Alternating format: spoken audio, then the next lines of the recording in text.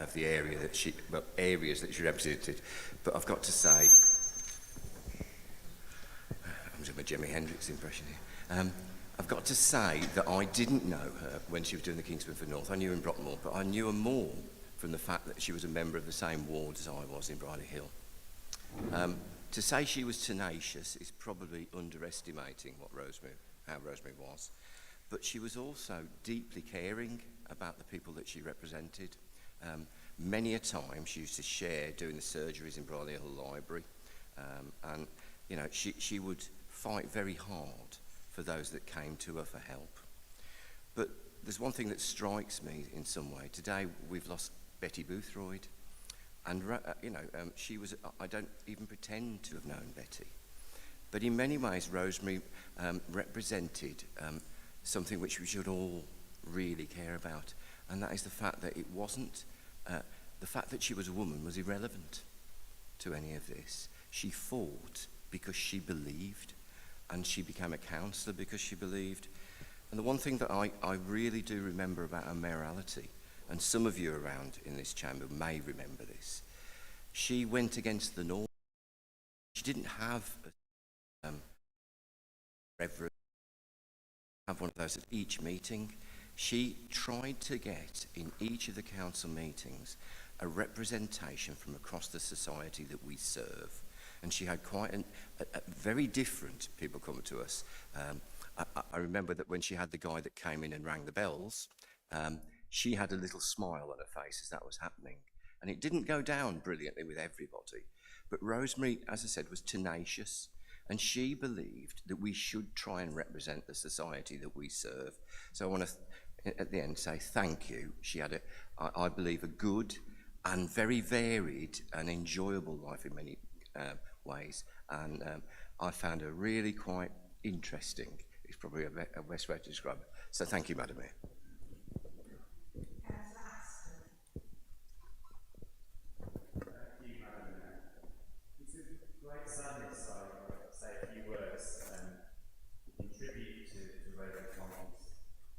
Rosemary was a teacher, an activist, a campaigner, a feminist, a trade unionist, and a champion of equality and social justice. She dedicated 13 years of her life to this council.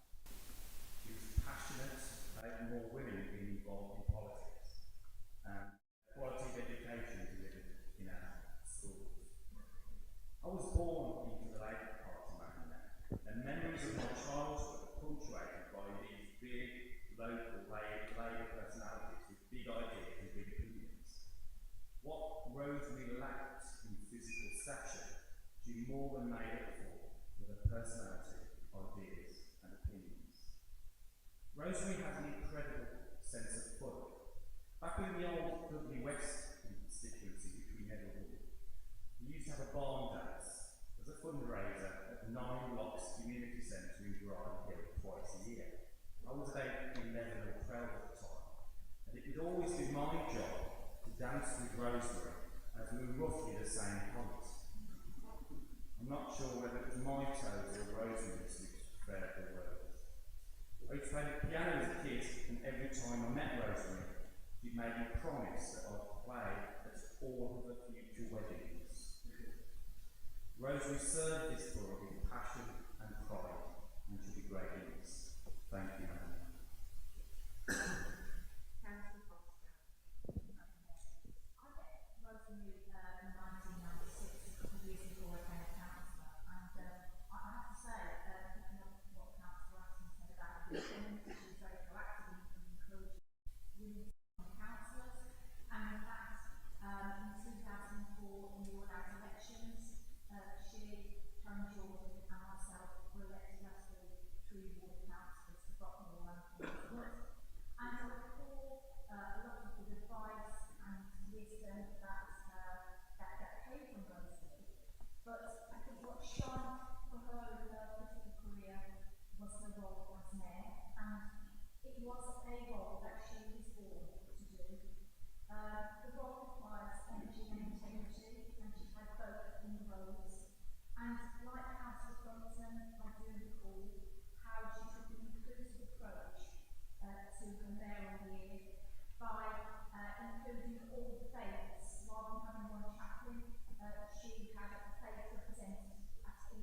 the full council, which was really innovative, but really interesting and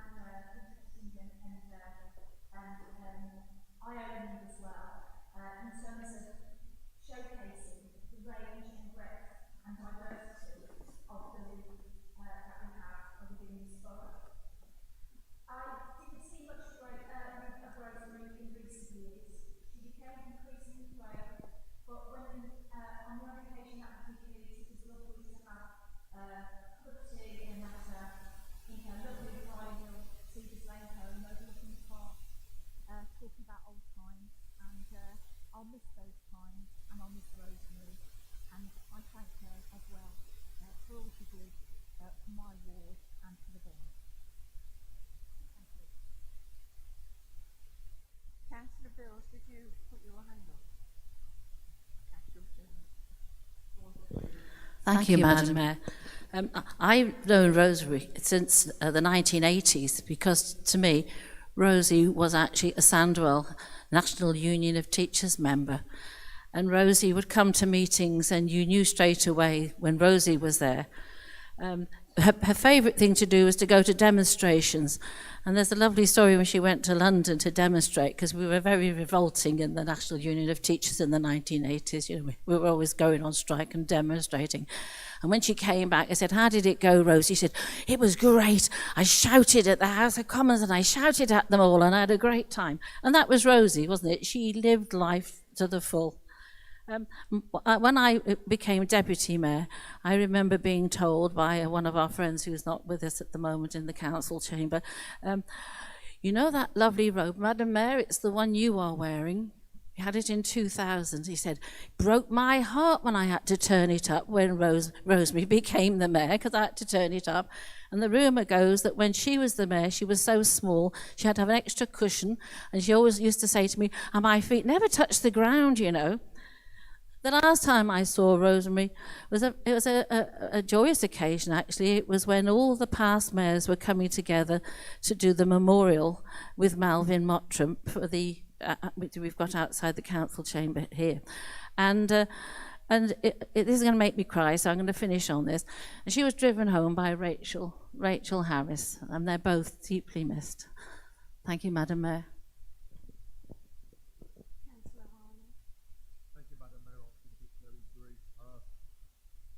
My knowledge of Rosemary was as a young, inexperienced councillor, sitting on the old Briley Area Committee. She was certainly, as has been said, a strong fighter, very opinionated, she let me know what she thought. And on the old Area Committee now, something completely right there. A couple of strong-willed ladies who certainly kept cheeky young members like myself at the time in check, along with obviously Margaret Wilson, who again is no longer with us. Those two together on the old area committee were very formidable. And just touching on a bit of light-heartedness to remember her by. She was speaking at the old area committee the one day, Madam Mayor, and she was chastising people who leave their dog nest, rubber to finally pick up. And she said, "On every jacket I have hanging in my wardrobe, I have plenty of these food bags to pick up this mess." And as a young, cheeky councillor, I said, "I hope you don't hang them with them full in your wardrobe," to which Margaret Wilson, as chair, really chastised me. But really nice memories of, well, not one, but two very strong local councillors. Councillor Millward. Yeah, I don't know whether I'm going to. I'd just like to say that I'd like to pay Rosemary and Margaret Wilson were mentors for many of the women who came onto this council. They were strong women, women who guided the newer councillors, with Rachel and Celia Hoff, who I never met, but my sister nursed her, and Celia always followed my career and used to pass on advice. And these are people like others, like Betty Boothroyd, that we're not going to be seeing again. And they really, really, really inspired so many people. regardless of your political persuasion. I've got to say what Tim Crumpton said about the different religions and that she celebrated every council. Yes, it did not go down very well with one particular member, and I think we all remember that very famous night. But Rosemary was inclusive, wasn't she? She wanted everyone to celebrate, she wanted everyone to have that opportunity. And I've just got to say that when she was the mayor, if I'm right in my memory, I think that she engaged the leader of the council at the time, David Gord, to take the canal boat, is that right, Tina, up the locks, down the locks, and they had to set a time to do it, and it was a sponsored getting the canal boat down the locks. Is it the 9 locks? The Delft locks? Yeah, and I know we absolutely needed Dick, Tina, and the rest of the family. But, you know, I'd just like to say, I'm so sorry to hear of Rosemary's passing. She was a character, and as I say, a very strong female councillor role. Thank you. Councillor Thank you very much, Madam Mayor. I just want to say a few words. With regard to Rosemary Tomkinson, I'm able to say that really with a smile on my face. I've got very fond memories of the trade unionists, the feminists, the activists, and the public. We spoke about a time on the chamber from 1995 to 2008. Many on this side will recollect our first meetings with Rosemary. It's often before she even entered the council chamber, whether that be Hillary outlined on a demonstration, or as Adam outlined, which was treading on his feet doing the line dancing. In addition to Adam, I had the dubious honour for many years of being line dancing partner at Dudley Sports and Social, where after 7 pints of liquor, I would turn left and then left again, and then she would whisper every good occasion. Now, Rosemary was to date the only inclusive mayor, in my opinion, in my faith perspective. Now, she was the one who recognised our community is actually a diverse community. And indeed, similar to this council chamber, there's people of different faiths and indeed no faith. And Rosemary remains the only mayor that has had a humanist who has actually led us in the introduction to the council chamber. And today remains the only one, although I hope in time that diversity can be recognised and honoured across the borough. Now, she was a mayor in 2003 to 2004, but I think everybody who came into contact with Rosemary would probably profit that she never actually handed down that mayor to change. Whenever you would meet her in 2004 onwards, she would often introduce herself as the previous mayor of Dudley. When she moved to Seedless Lane, she instructed my mum to go and have tea and cake with the mayoress on a monthly basis. She would often look forward to that day of going round there. She was one of us, Madam Mayor. She was somebody who gave without any expectation to public service, because she believed passionately in the things that she believed. She will be sorely missed by each and every body who knew her within that. And for people who are more recent onto the council chamber, you certainly missed a good one, and I'm sure as in all party comments and contributions have been very fondly received. She was certainly one of us that put your rosette aside. She was somebody who campaigned passionately for the interests of the community that she wished to serve. For that, she'll be sorely missed. Thank you. Councillor Stanley. Thank you, Madam Mayor. There's very little for me to say now, really, isn't there? Most of it's already been said. But I'd like to point out one or two things that I think are quite important. You've often heard me say, members, about friendship forming within this authority with councillors. And I can honestly say I was a very good friend of Rosemary Tompkinson. We got on extremely well together in a former residence before she moved next door to St Michael and the Holy Angels in Briley Hill. That she used to talk a lot about the War Memorial and about the land there, etc., etc. And I'm pleased to see it's now put done. I was down there a few weeks ago, and what a good job's been made of it, and I know she'll be very proud of that. I served with her, along with former councillor Margaret Wilson, on the planning committee in those days, and we used to have regular site visits, and we always sat together on the couch. Why, I do not know, but we always sat together. I also served with the Tree Preservation Committee, and between us we used to put the world to right on various species of trees and what we should be doing and what we shouldn't be doing with them in those early days, which both of us found very, very interesting. And during these conversations, Madam Mayor, she spoke to me about a certain thing, and I said, I've got one of those. I said, I'll take a cutting off it and I'll let you have one. And it was a money plant.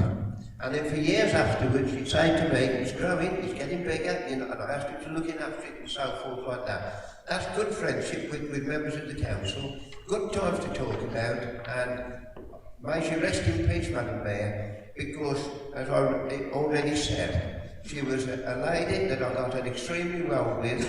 We spent a lot of time together on site visits, and in committees, and on various other things within this authority, and it was a great pleasure in life of knowing her. Thank you, Madam Mayor. Is there anybody else wishing to speak? You raise your hand. Okay, thank you. Thank you, everyone.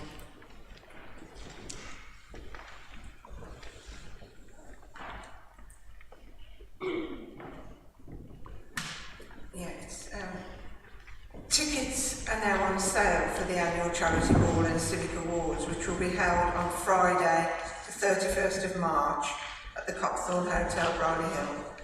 Tickets can be purchased from the website mayorofdudley.org.uk. And applications for road closures for Coronation Street. Sorry. I'll start again, shall I?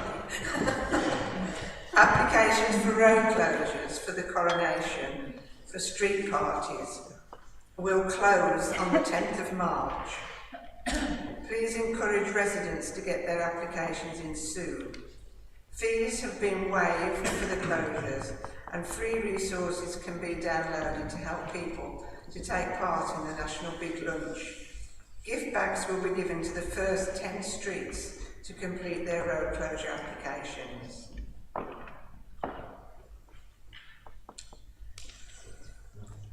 Now come to reports and recommendations. Capital Programme Monitoring, I call on the leader. Thank you, Madam Mayor. Madam Mayor, members of the Council, I move that the recommendations of the Cabinet be approved and adopted. Is there a seconder? Seconded, Madam Mayor.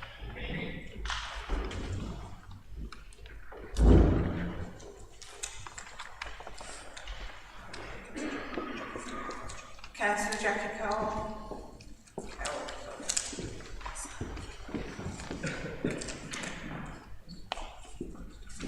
Thank you, Madam Mayor. Reference page 24, Stevens Park. I note that quotes are being sought for works to the Park Road entrance. Could consideration be given as part of this to facilitating disabled residents parking in the small number of bays that are currently blocked by bollards just inside the gate? Thank you, Madam Mayor.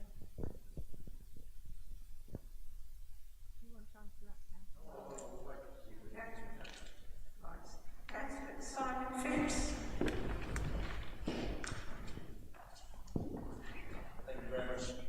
Thank you very much, Madam Mayor. Firstly, I'd like to comment on page 26, the Briley Hill High Street Heritage Action Zone. The Heritage Action Zone has been a very successful project, which has been funded through government funding and restoring historic buildings in Briley Hill. It's been so successful, in fact, that the government has repeatedly come back to us to offer more funding to be able to complete more works in the town.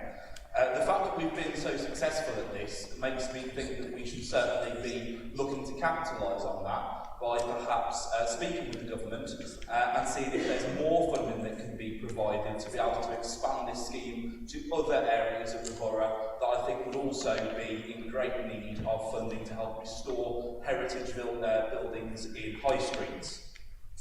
The other matter that I'd like to raise is a potential future item in the capital programme. In my ward of Belvale, we have a road named Belvale. And on that road, there's a retaining wall, which I believe is in council ownership, which has been in deterioration for quite some time. It's currently fenced off, and I think there's been surveys carried out recently on that wall to determine what works are required. It's believed that it could cost over £250,000 in order to fund the actual repairs that are required, which will mean that it will need to come through Cabinet and Council as part of the capital programme. And I would like to seek reassurance that that programme will indeed be brought forward promptly because it is an issue that requires resolution as soon as possible, and I wouldn't want it held up in any way. So if I could have some assurance on that as well, Madam Mayor, that would be very helpful. Thank you. Councillor Adam Davis. Thank you. Thank you, Madam Mayor. The report makes reference to the regeneration that's currently going on in Bridal Hill High Street, particularly through the Future High Streets Fund, but also through as Councillor Phipps has just mentioned. Of course, we've been talking about this for quite some time and been working on it for quite some time. It can be easy to brush over the scale of what we are achieving here and what we are delivering. What we're delivering is the biggest investment into Bridal Hill Town Centre in memory. And what that will mean is it's a chance for local businesses, local traders, an opportunity for them to grow their businesses, try different things, and draw people back into the town to make it a town that the community feels like it's their own, their town, their community. So I've been working on this with officers and fellow members of the Bridal Hill Community Forum for quite some time, local businesses, other stakeholders, and I wanted to put on record my thanks to our officers at the council who've been working hard to get everything right to bring all this together, but also the officers who are working on site now, particularly the principal engineer who it seems like I have daily phone calls with, to make sure the project is delivered efficiently, minimal disruption for businesses and traders. And actually I just wanted to kind of summarise with a quote from the local post office, and it helps us all understand the scale of what we can do as a council when we do things right. They said, "It's incredibly exciting to see Bridal Hill High Street improvement plans unfolding right before our eyes. We can't wait for the end result." And that's the kind of thing that we as a council, when we do things right, when we deliver as this administration is, that's what we can achieve in the spirit of our communities, bringing that back and helping the small businesses and traders. Councillor Bills. Thank you, Madam Mayor. My question is on page 32. I'm not expecting an answer tonight, but I would like a written reply, and I think it should also go to the other two councillors in Halesowen North, and it's to do with the Shell Corner CCTV. It's been a long time coming. We've had the posts, we've got the cameras on the top, and we were expecting it all to start on the 31st of March. Great. The only thing is, in the meantime, one of them has been rammed by a car, and the camera has, well, it's disappeared into pieces in the road. So it'd just be grateful to know, are we going to be on course starting at 31st of March, and what's happening with the one that's had a car run into it? Thank you very much, Madam Mayor.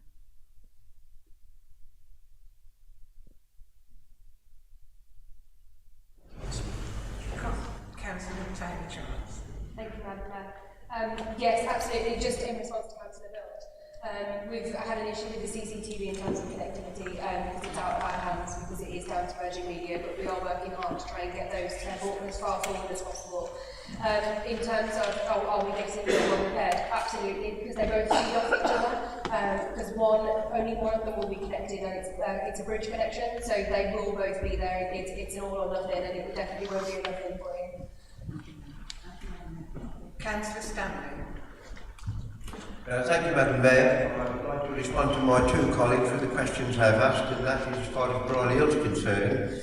I've made several visits. One was the whole of the morning quite recently in Brierley Hill to monitor and watch what work is taking place there. I've met up with the contractor carrying out the work. I'm quite happy with the way they're actually doing it. The response from the shopkeepers has been extremely good because they've been very courteous and made certain they can get in and out of the businesses without too much difficulty. So, you know, I was very pleased. I've already alluded earlier on to St Michael's Church and the work that's already been done down that part of the town. I've spoken many a time about my former involvement with Brierley Hill through Motion Baxters and more or less suggested we should pay some recognition to them as one of our biggest former employees within the borough some years ago when I was employed quite by them at the time. As far as Brierley Hill is concerned, it will have my undivided attention at all times. And Madam Mayor, as recently as last Tuesday, I paid a visit to the Palace of Westminster to meet up with what I call the important people to give out the money to Historic England funding, along with one of our officers. I'm not fair to mention by name, and it was a very successful visit. And we will try as an authority, and personally as a person myself, to get as much involvement from the environment and from the historic buildings and all the rest that goes with it to Dudley. You know, Madam Mayor, I've always took a great pride in Dudley and its surrounding areas to see certain things revived, brought back to the way they should be, and think about the history of what was provided by those all those years ago. So my full support goes to Councillor Phipps on his question as regards to Brierley Hill, and also to my other colleague, Councillor Davis. Yes, they can rest assured I will do everything in my power, do everything I can at all times to support those, and especially with the AS funding, and I'm certain that we will achieve something spectacular at the end of the day. The report also alludes, Madam Chairman, to the piece of land in front of the Civic Hall. That is going to be turned into an area that people can actually use and use it for events on there. So there's a lot of investment going on down there. When it's all finished, it will be a part of the borough that has been lacked of investment over a good many years with Restore. If I could come back to my colleague Councillor Bills and also to the opposition to Councillor Sholton, that I paid a visit to Shell Corner quite recently. We spent the whole of the morning going down there. I fully support what is taking place. I can't comment, of course, possibly on the CTV, because that's not my area to comment on. But as far as the car parking and the improvements in Shell Corner, it has my full support at all times, and I will continue working with my colleagues in the south of the borough to see that this is achieved. Where we can make investment in the borough, that's where we should be doing it. Not in one place, but the whole of the borough. Thank you, Madam Mayor. Thank you, Councillor Stanley. Councillor Casey. Thank you, Madam Mayor. Just a quick question on page 29 about the Very Light Rail Centre. I mean, this is another report where we see, and it's not the first report where we see issues with this particular project. It's now £890,000 overspent, and I know there's been issues in the past with regard to revenue and sort of longer term business case, if you will. Obviously, in this report, we've identified less than 50% of the funding to make up this overspend. So this is a really serious project, and I think it's really important for the borough. So my question is, what are the controlling group and the leader in particular doing to sort this out for the long term? Thank you, Madam Mayor.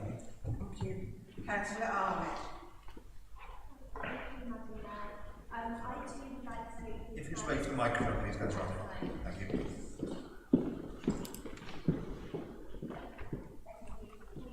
I do like to thank the work in Brierley Hill, particularly the appreciation of the need of transferring funding towards toilets in Brierley Hill and also towards improvements to the library. However, unfortunately, we have seen previous shortfalls in funding within the area, so how are we ensuring the completion of these projects given rising prices? Thank you. Can I Any more questions before we? See no hands raised, Madam Mayor. Okay. Sorry. Councillor Martin. Thank you, Madam Mayor. My question relates, it's referenced throughout the report, but page 35 and 36 refers specifically. Could the leader update the council on discussions with the West Midlands Combined Authority and Homes England over the acquisition of Daniel's Land and the High Plateau to remediate the sites and provide infrastructure? I too would also like to add my comments to the improvements in the public realm in Briley Hill. Clearly the refurbishment of the library and the public toilets is welcome but long overdue. So thank you, Madam Mayor.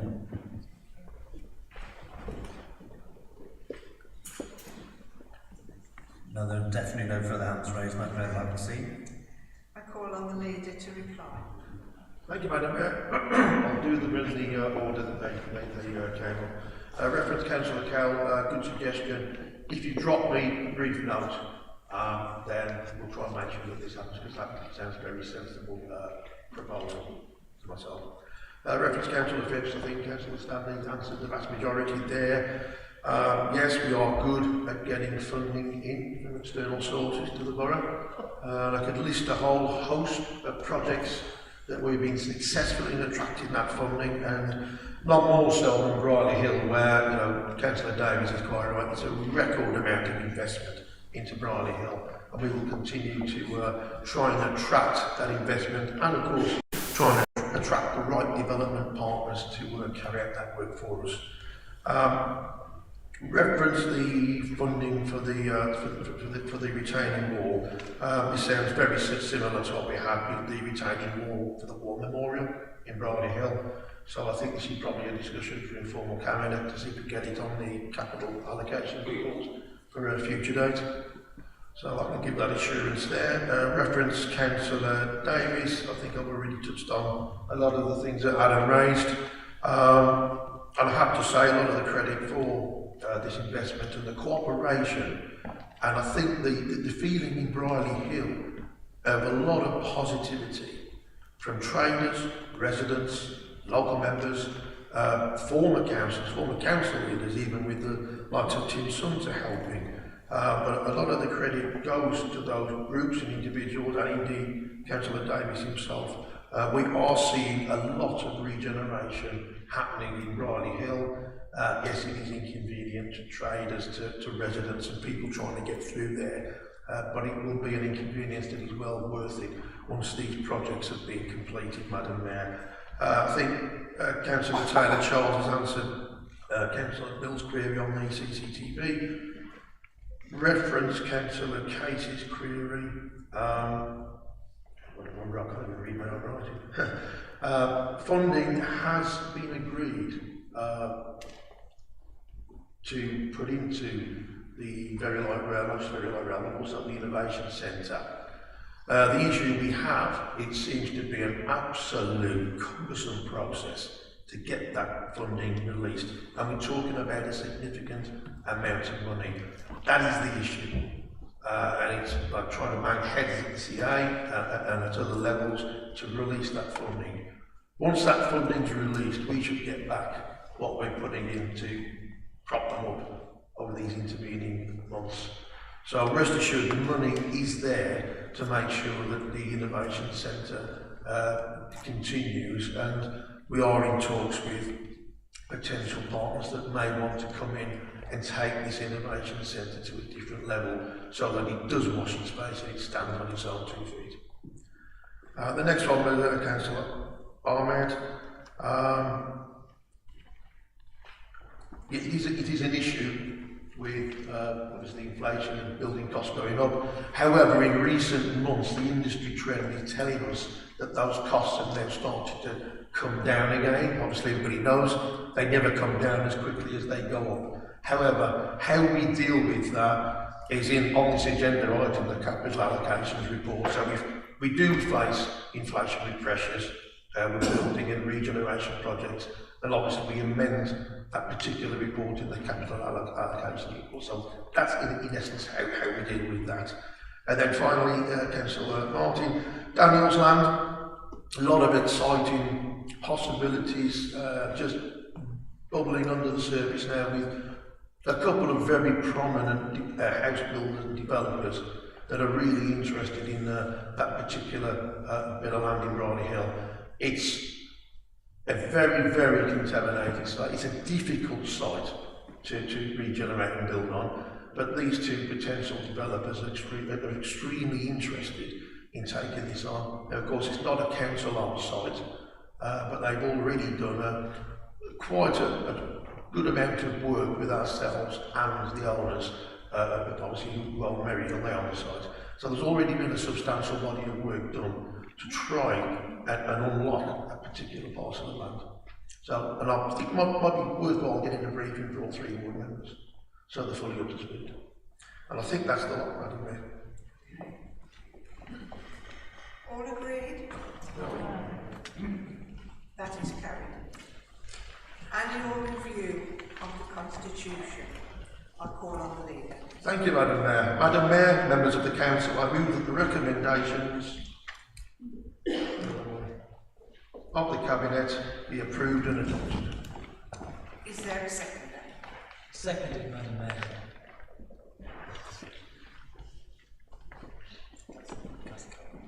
Councillor Cowell.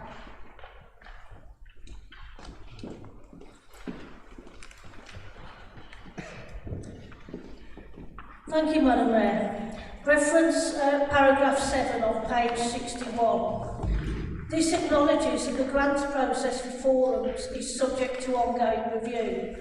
The Constitution itself refers to local area budgets but doesn't specify what that local area is. Given this situation and the clear desire on all sides to have local board allocations, can we have an assurance that local board funds will be restored at the latest for the new municipal year? Thank you, Madam Mayor. No other hands raised, Madam Mayor. I call on the leader to Thank you, Madam Mayor. As it says on the bullet point 9, the Cabinet Member for Public Health and Wellbeing now has responsibility for this. I think it's a sensible move, as it's his directorate officers who prepare for these meetings. So I think it would be appropriate for Councillor Ian Bevan to discuss this with his officers and then come back to Councillor Cowan with an appropriate response.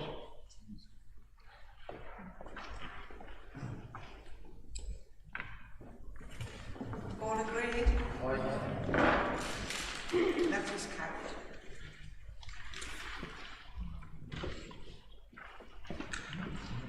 Deployment of resources, housing revenue account and public sector housing capital. I call on Councillor Laura Taylor-Charles.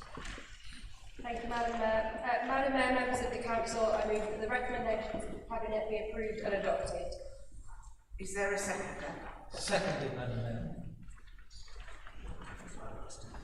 Councillor Aston. Thank you, Madam Mayor.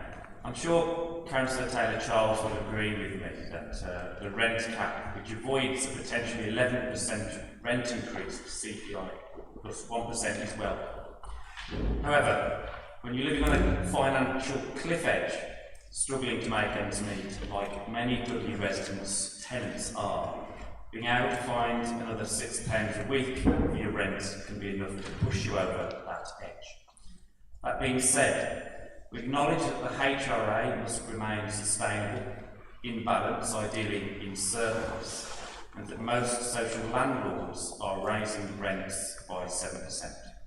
I hope you'll appreciate we won't use this proposed rent increase to score political points.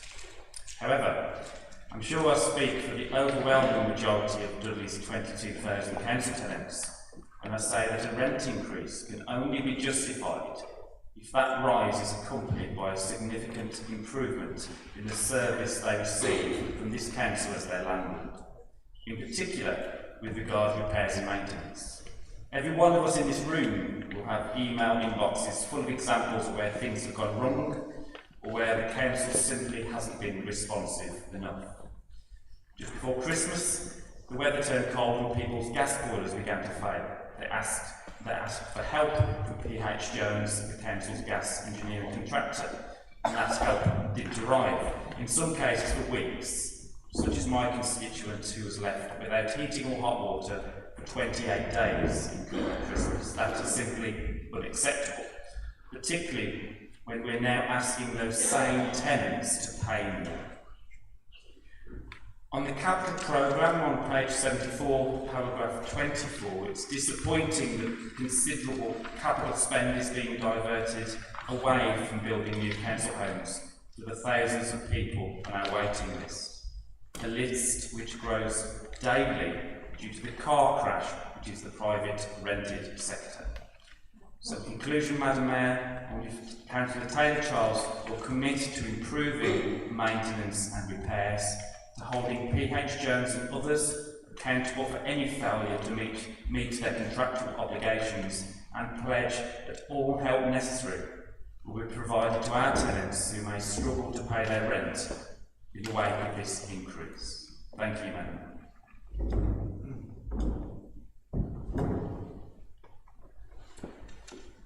Councillor Cowell.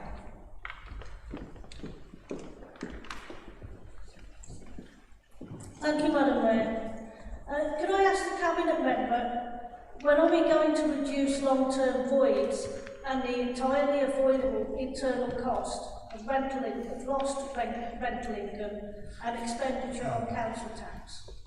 I asked a question to officers on the 13th of January around long-term void council tax costs to the HRA, and have to date had no response.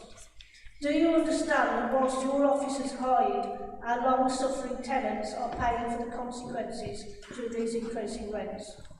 Thank you, Madam Mayor. Councillor Eccles. Thank you, Madam Mayor. Also a question for Councillor Taylor-Childs, echoing what Councillor Aston has said as well. If we're increasing this rent, can our tenants expect an improvement in service from the corporate landlord? All of us, as Adam has said, can name multiple tenants in our ward who suffered during the cold snap at the end of last year with broken heating systems, damp and mould, and a history of lack of maintenance. Myself had a tenant phone me on Christmas Day with water coming through their ceiling, a repair which had been outstanding since March of last year and chased by me since the autumn. This council is failing in its responsibilities to its tenants. Many of these are very vulnerable people and they are being let down very badly, left in unhealthy, unsafe conditions. The new housing director promised big changes, but things are worse than ever. So, will you assure us that things will improve drastically and the contract with PH Jones be reviewed urgently? Councillor Zada. Yes, thanks.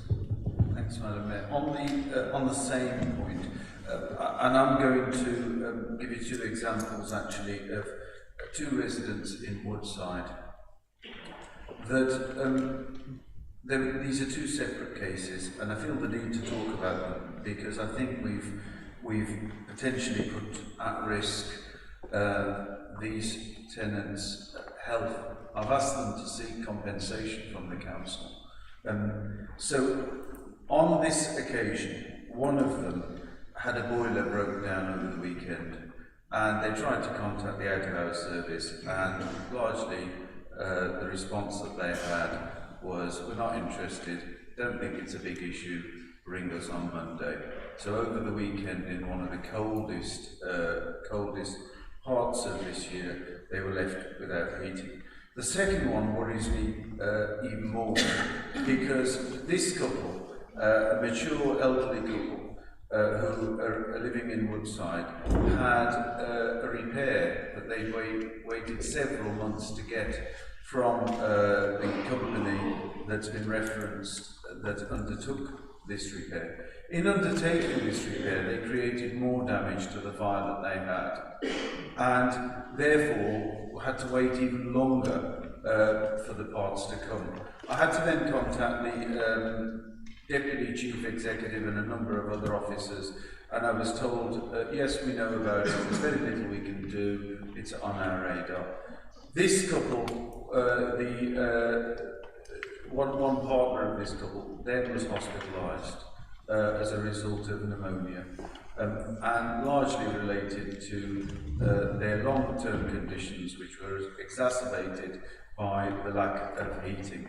So, not only irrespective of the rent, we should have a minimum service for these residents. And the reason why this is so important is that if these residents went and got the repair done themselves, I know, because it's happened to another resident, this council will then seek action against them and not even compensate them for the money that they've spent. So fundamentally, moving away from the debate of the cost of the rent, we are letting down residents, and not only letting them down from a service perspective, we are putting their health in jeopardy. And I'm happy for the Cabinet member to meet this resident who is recovering from a hospital stay as a direct result of the lack of service that we have. As I said, I've asked them to seek compensation from the council, and I do hope that they pursue it.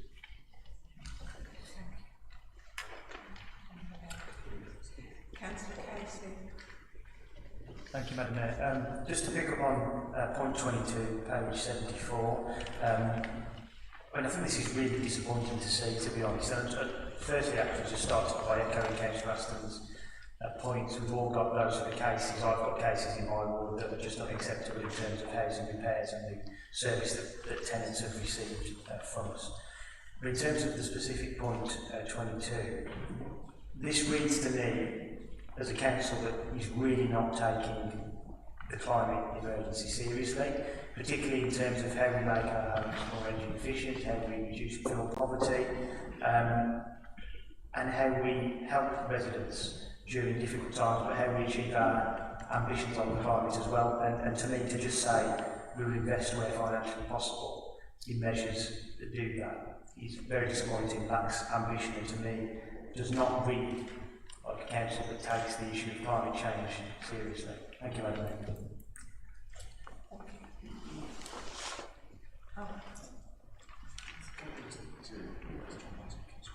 Councillor Martin. Couldn't see you. Thank you, Madam Mayor. Paragraph 25 on page 74. If I could ask the Cabinet member, obviously we have to be prudent and we have to exercise sound financial management of the HRA, but if I could just ask, when will the Council be in a position to recommence building of homes and investment to widen our capital programme? What sort of timescale do you think we're talking about? Thank you.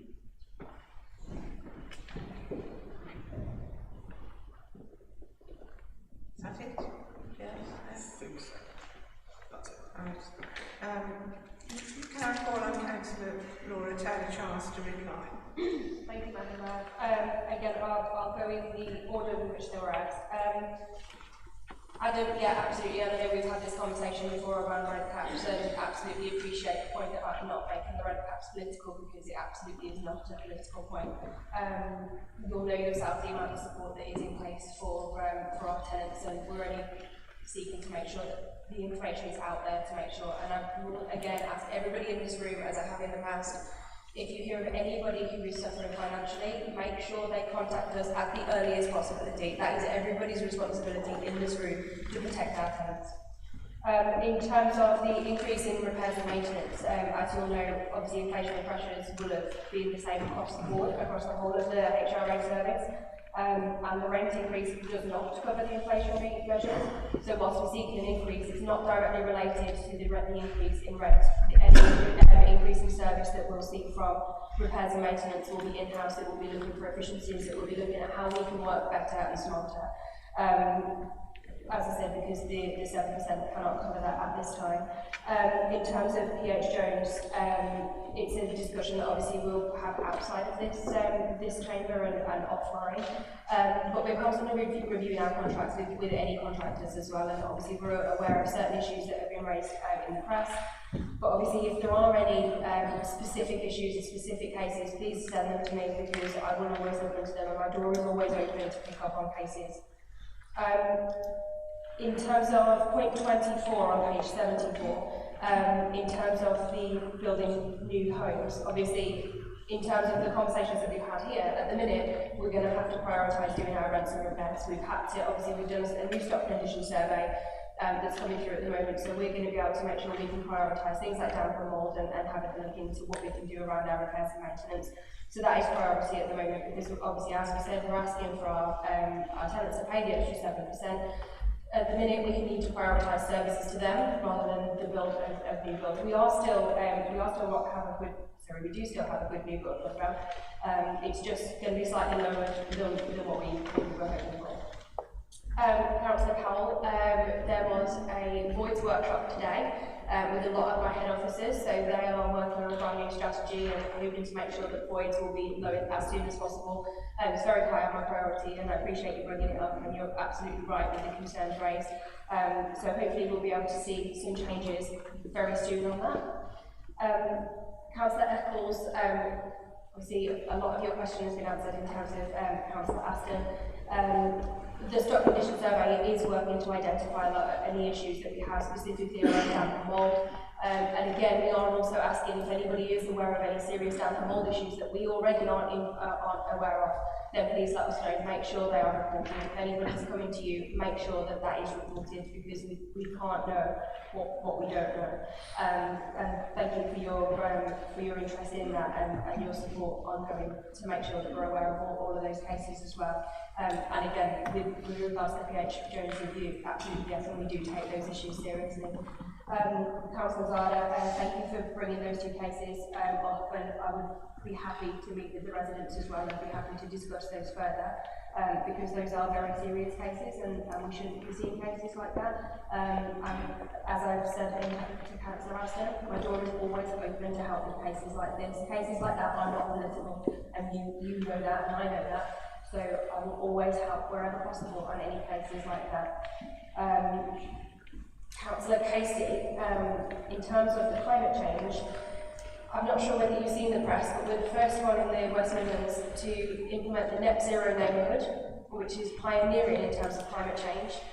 When we're looking at where we invest our money in our council stock currently, you can see just simply by the conversation tonight, we have a challenge. We have to look at where is best and where is it our investment most needed. At the moment, we can see there are issues with the maintenance of our current properties. We will, wherever we have the opportunity, make sure we're investing in fuel poverty, and you'll see further through the report that there is still quite a budget for fuel efficiency and fuel poverty. So that is in there, and we've also obviously got the cabinet position for environment as well, and that position oversees all of our portfolios to make sure we are doing our jobs, to make sure we are taking the environment seriously, because we absolutely are. You know, this administration is in terms of what we are doing to make sure that this council is right at the forefront of climate change. And thank you for your contributions to that in the past as well, and I know we can work together more on that going forward. Councillor Martin, where are you? I can't see you. There you are. The same issues again in terms of the capital programme. It is at the moment how long is a piece of string? With all the challenges that we face at the minute in terms of inflation rates. Sorry, time's up. There's a time, can you say? Okay. We'll know soon.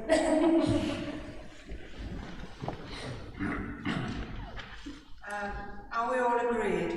Aye. That is carried. The next report is Dudley Council Pay Policy Statement 2023 to 24. Call on Councillor Sean Keating. Thank you, Madam Mayor. Madam Mayor, members of the Council, I move that the recommendations of the Cabinet be approved and adopted. Is there a seconder? Seconded, Madam Mayor.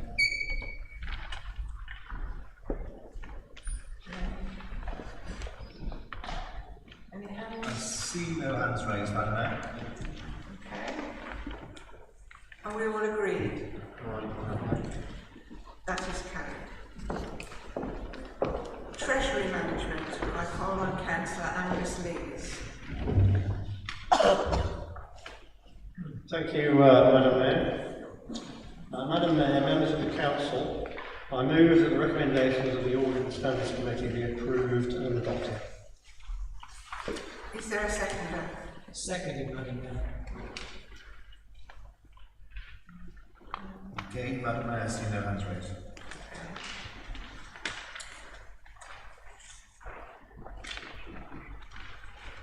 Are we all agreed? That is carried.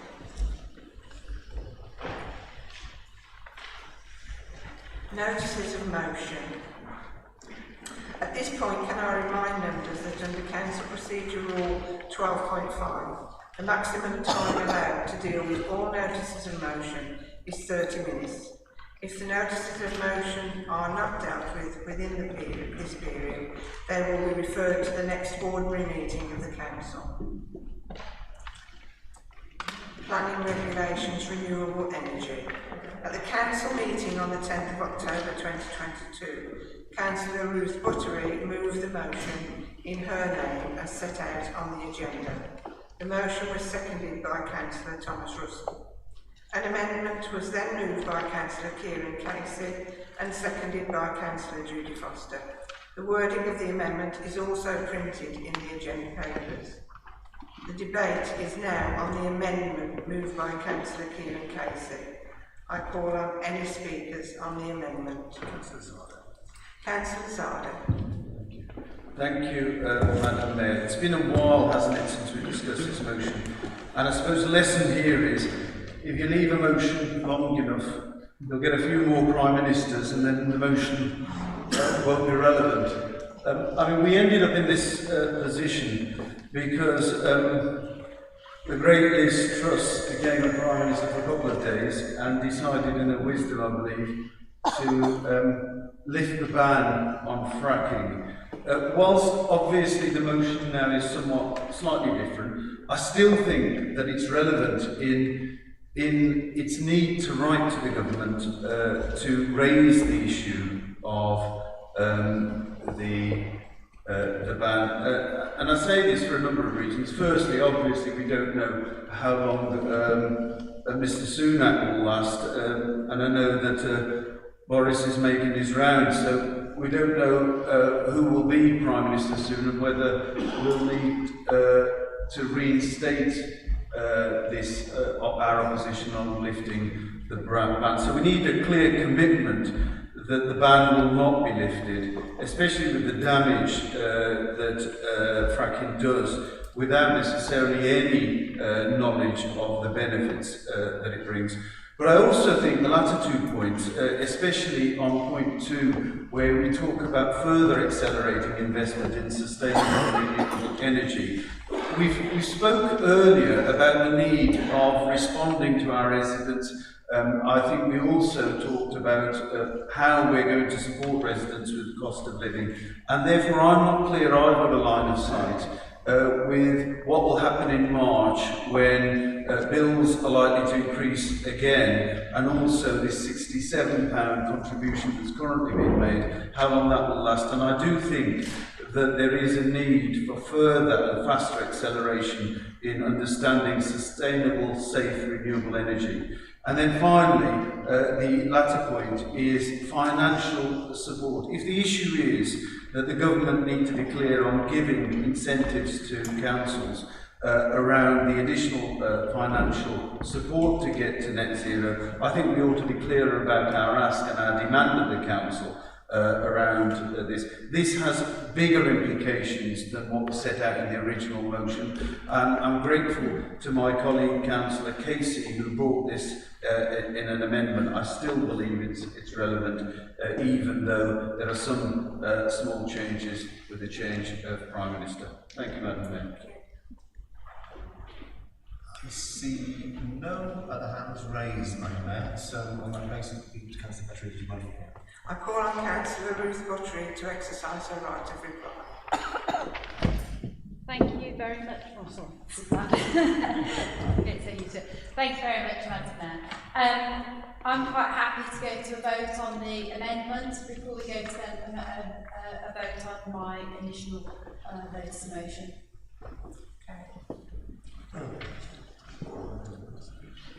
For clarity, I will now put the amendment to the vote, and for clarity, we are voting on the amendment moved by Councillor Kieran Casey. Can I invite all those in favour to please raise their hands?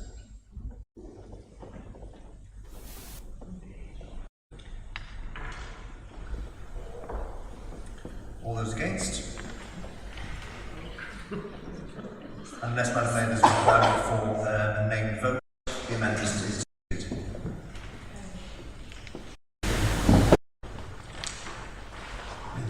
I now call for any speakers on the original motion.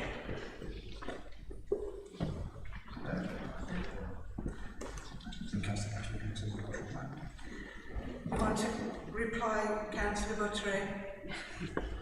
Thank you, Madam Mayor. Madam Mayor, I look forward to... Oh, sorry. There is a speaker, sorry. Councillor Russell? Sorry. Thank you, Madam President. Thank you, Councillor Phipps. There are a total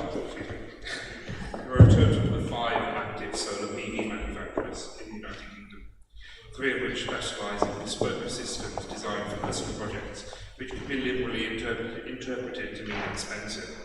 In any case, these 5 manufacturers, all but 2, purchase the components of solar panels from abroad, which can, in turn, liberally be interpreted to mean China. Beyond that, there are many, many solar PV resellers and installers, the majority of whom use pre-made panels that are shipped wholesale around the world. Indeed, the shipping of panels around the world generates more carbon than the manufacture of the panels themselves. It is therefore of the greatest benefit for all to, where possible, to purchase these items in bulk, ideal for commercial properties. Solar PV panels have been a victim of staggering amounts of scaremongering and misinformation over the years, but with the scientific literature now abounding with recent peer-reviewed investigations claiming greater than 80% efficiency remaining after more than 2 decades in operation, and bear in mind it's with very old panels.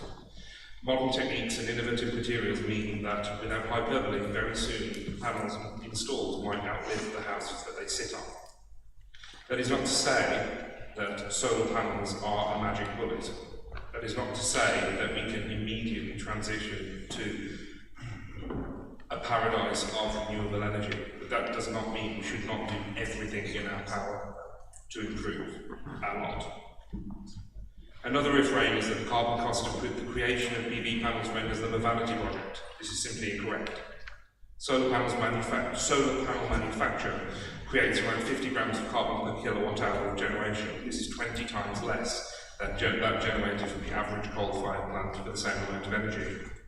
In 2019, research by the University of Birmingham found that as many as 51% of homes in the Black Country are unsuitable for retrofit with solar panels due to either orientation, the manner in which they are built, or preservation status. Why are we therefore not encouraging businesses to meet a need that is so obviously present? According to Ofgem, the average UK household uses 8 kilowatts of electricity per day, while the average rooftop retrofit system of a domestic property can be expected to provide 4 kilowatts per day. As such, with the ruinous state of energy bills and the cost of manufacture and installation of PV falling, the benefit and affordability of systems and the savings to be made are increasingly substantial. Commercial land represents 13% of the UK built environment and industry 8.7%. With these making up more than a fifth of the developed land, it seems only sensible to take advantage of their highly convenient features such as larger, less steeply sloping rooftops and frequent placement in large, open and unobstructed spaces. This region of ours became known as a Black Country due to generations of hard labour and its deep roots in birthing the Industrial Revolution. Plans like this can serve as a guiding star to usher in a new era for a new green country. Thank you, Madam Mayor. Thank you. Councillor Baton. Thank you, Madam Mayor. And, I don't have any disagreement with anything within the motion put forward by Councillor Buttery, but I will ask again, as I've asked at other for council meetings, that we actually get our own house in order. We have a brand new leisure centre that still has no solar panels, following the hottest summer we've ever had. Just think how that would have helped towards reducing the cost of running that leisure centre. So, whilst I fully support you with this, Councillor Buttery, let's get our own house in order on this. Are there any more? Yes, Councillor Phipps. Thank you, Madam Mayor.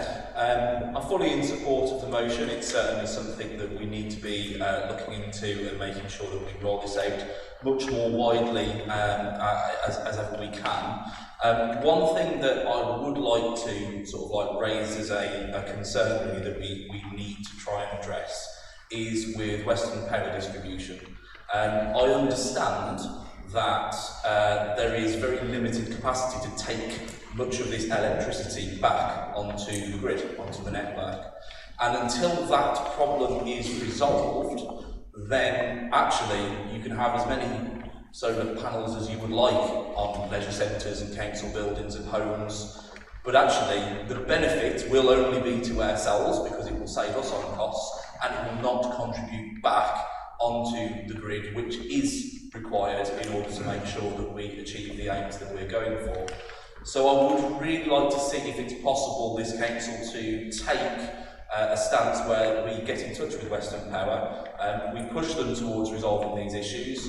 I mean, there's businesses out there right now that want to retrofit with solar panels, but they are being prevented from doing so. So it is something that we have to address if we are going to reach the aims that we want to do when we talk about net zero and achieving sustainable energy production. The final comment really to make is also about energy security. We know how important it is right now in order to produce the energy in this country rather than relying on foreign imported energy. So actually, if we are going to not only address Dudley's needs to achieve net zero, but also the country's needs to achieve energy security, we have to be getting things like this right. And until we have the support from the utility companies, then it is going to be difficult to achieve that. So if there is a way that can be reflected in the work that is undertaken following this motion, hopefully passing this evening, I would be very, very grateful. Thank you very much, Madam Mayor. Thank you. Councillor Adam Davis.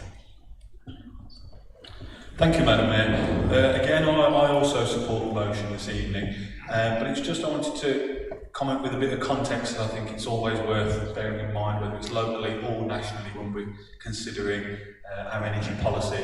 Councillor Phipps has just touched on some of this, but the debate often seems to be what is the renewable option and then everything else is bad, and we've only got one priority, which is to chase the most green option possible, and anything else is terrible.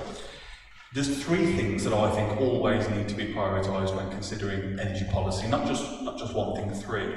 First of all is energy security and how important that is. And actually, as Councillor Phipps said, with what's going on in Ukraine and Russia at the moment, we're seeing how important that is, that we in the UK and other countries in the West have that independent, secure supply as far as possible, and as European nations go, we in the UK do pretty well on that. Secondly is energy must be cost effective to the consumer and affordable by the general public, and that's the second key priority that I think we need to place on the same pedestal as the third, which is that we want our energy to be sustainable and as least damaging as possible, and gradually technology moves on and we get less damage done to the environment through the energy sources we have. So it's a focus on the three key priorities rather than just the one. I think that's really important both locally and nationally that we understand that balance.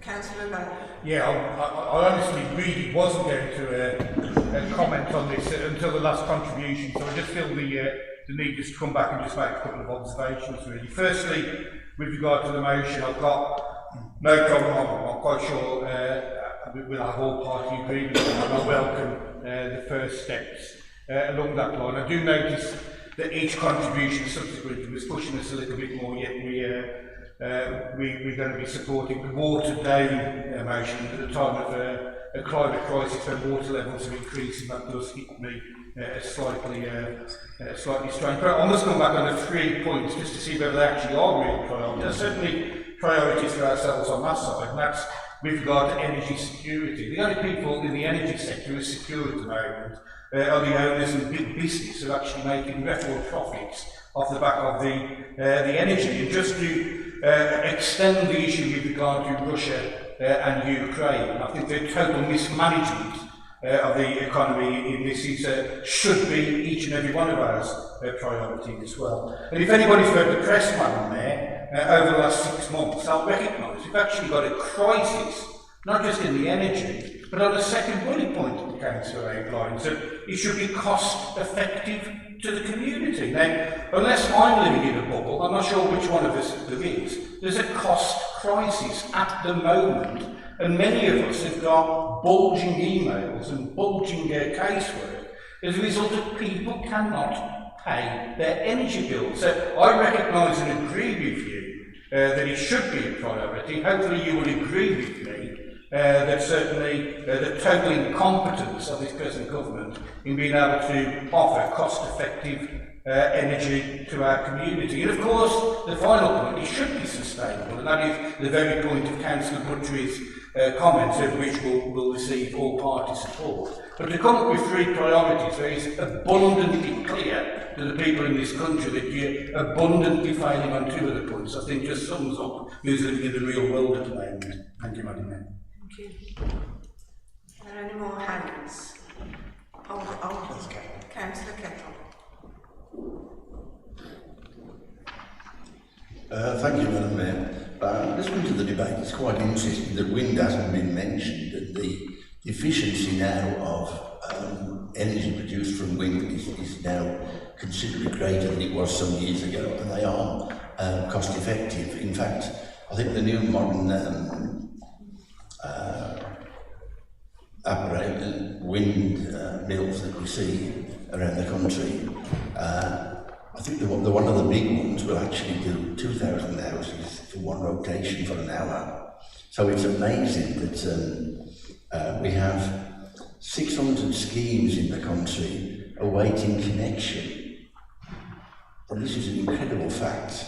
Reading about it recently, it makes you wonder whether vested interests aren't holding back these connections, and how come when we need to reduce our imports of energy, that there can be 600 schemes awaiting connection. It really raises questions of what's happening in our economy. Thank you, Madam Mayor.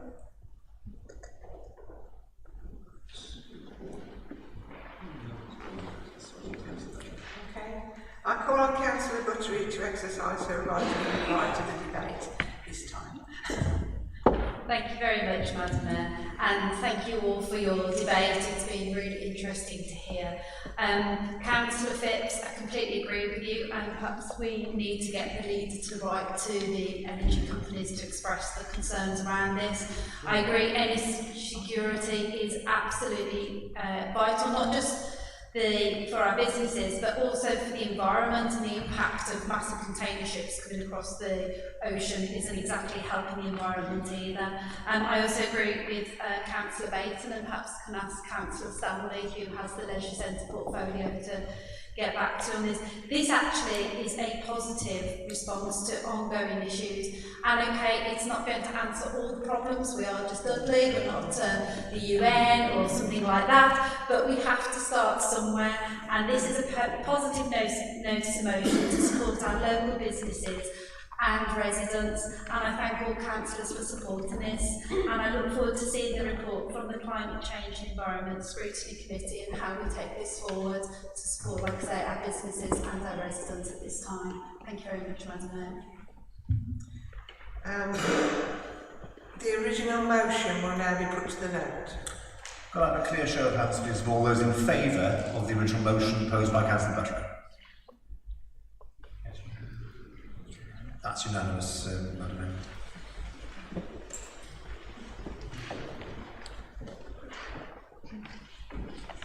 Lovely. I call on Councillor Parnjit Sahota to move the motion in his name as set out in the agenda.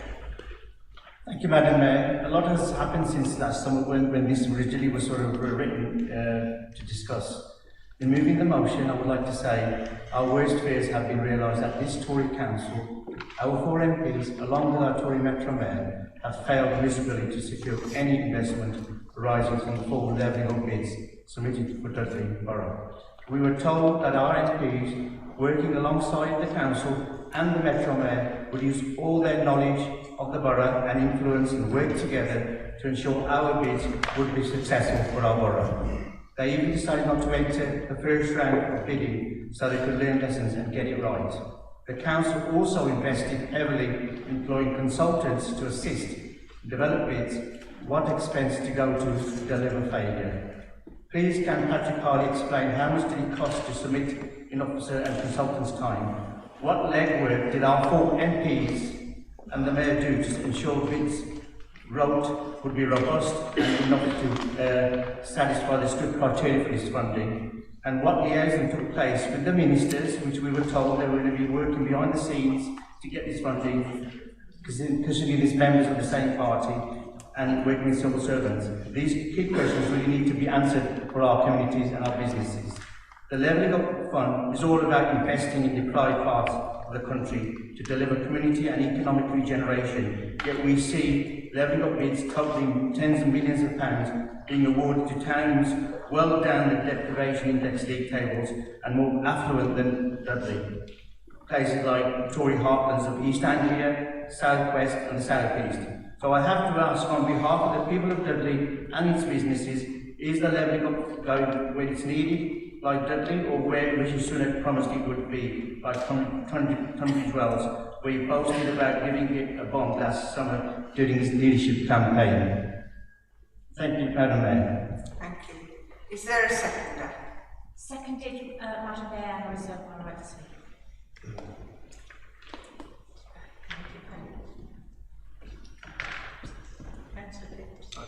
Councillor Phipps.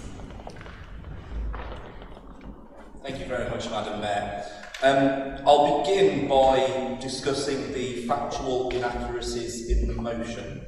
I'm highly surprised that Councillor Sahota hasn't taken the opportunity to amend the motion. The reason being is that in the motion it states that, where do I find it? It is that Dudley South and Dudley North have not had any bids put in for them. So first of all, this is a factually incorrect motion. 2 bids were put in. The reason why Dudley South and Dudley North were not actually originally in the bids going forward was because we simply ran out of time to get one of the factors of the Dudley North bid, which was the purchase of the Trident Centre, which will, when it comes forward, be an incredibly changing project for Dudley Town Centre. And then also we were working hard to secure the agreement of the Member of Parliament to submit Dudley South's bid. So actually, the fact is we submitted all 4, as you pointed out. Furthermore, you were quite right in saying that we didn't get any of the bids. Now that is absolutely correct. At the end of the day, everyone's going to be disappointed with that. I was disappointed as the cabinet member that led that process, and I have to accept the fact that that was under my watch. But I won't run away from it because there's a couple of things I would like to say about the way that the levelling up bids worked. I'll do that shortly. I'll start by talking about the investment that this borough has already received. Dudley Council, under a Conservative administration, has been one of the most successful councils in securing funding for their people. Look at what's going on in this town. There is huge, wide-ranging investment projects going on that we discussed earlier on in Brierley Hill, things going on in Dudley Town Centre. We have got a good track record, and it is totally wrong to suggest that a Conservative administration has in some way failed to deliver. After all, we've talked about it enough, £1 billion worth of regeneration in this borough. Now, some of that was indeed put forward at the Labour Party, and I'll give you your dues, but you cannot say that the Conservatives have failed, because ultimately we have delivered and are continuing to deliver. Now, I'll move forward to a less controversial point, party politically maybe, and that's the way in which this bidding process has worked. I completely support Andy Street, the Mayor of the West Midlands, in what he has said. I'm sure I've got plenty of time, Councillor Body, carry on. he has said with regard to what we have to do in future for these bids. We can no longer have this process where we're pitted against one another. We need to look and make sure that as the government recognises where the investment needs to go and apportion that fairly. We have to end this dog-eat-dog style of bidding for these sorts of funds, and I hope that that is some feedback that will be taken up by the Cabinet and reported back to the government. And finally, I'll point out the last inaccuracy that is within this motion, which is absolutely right. We should be voting it down. There's no way we can be passing things with such blatant factual errors in, is the fact that apparently, according to this, there isn't a round 3. Well, there is a round 3. We've been told there is a round 3. We're in the process of getting the feedback for those bids. And when we have that feedback, I trust my colleagues in the Cabinet to be putting together strengthened versions of the initial bids, or indeed new bids, for what we can be doing in all parts of our borough. And I am absolutely confident that the next time round we'll be able to get some of that funding, because ultimately it is the Conservative Party that's delivered time and time again for Dudley, and I reckon it will come from us. Thank you very much.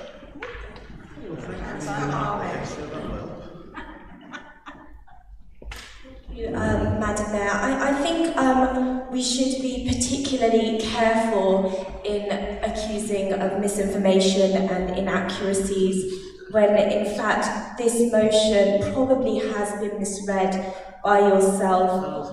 Nowhere does it say that bids haven't been put forward. If I quote the motion, bear with me, it says that there is, in fact, little detail with regards to Dudley South and Dudley North. So if you could please pay particular attention when going through these motions. Thank you. That's why the bid failed, because you weren't paying attention. Councillor Boddy. Thank you, Madam Mayor. Yes, I'd like to know, levelling up, I mean, Bly is in desperate need of levelling up, and why? Why we couldn't get any money for Bly, I have no idea. You've got a Tory MP for Stourbridge, a Tory MP for Halesowen, a Tory MP for Dudley South, a Tory MP for Dudley North, a Tory Metro Mayor, a Tory Control Council, and a Tory Council leader. No money at all. Something has gone wrong. I'd like to know what has gone wrong. Thank you, Madam. Councillor Hughes.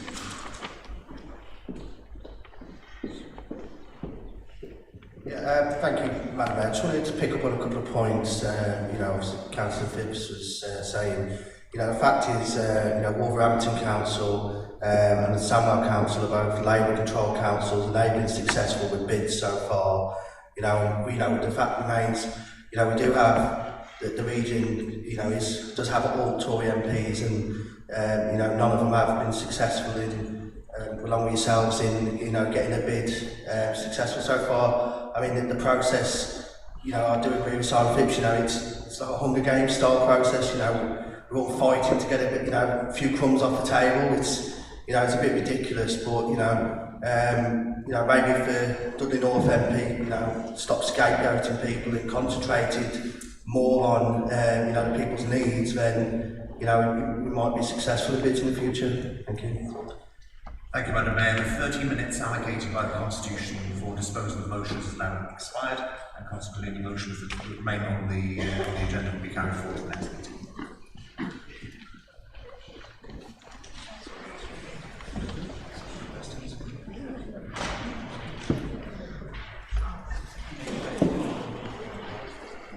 Questions from members under council procedure.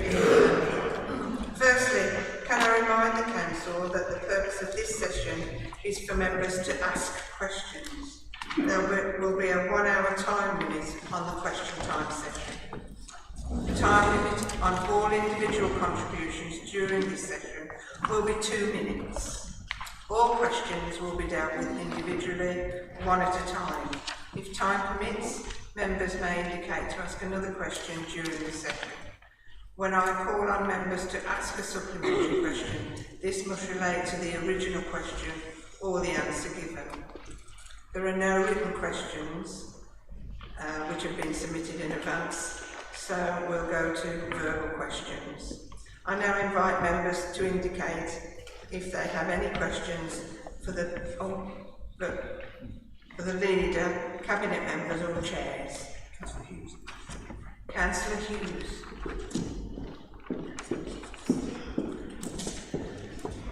Thank you, Madam Mayor. My question is to Councillor Buttery.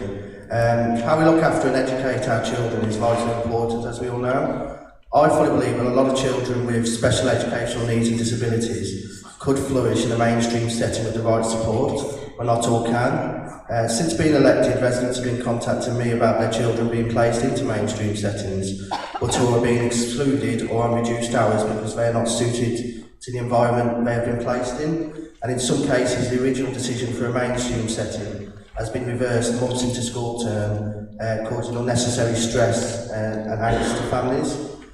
We must recognise the unnecessary stress that bad placement causes not only to the child and the whole family, but also to the wider classroom environment. So my question is, what are we doing to ensure that we make the correct decision in the first place, so we can avoid these situations moving forward? Thank you.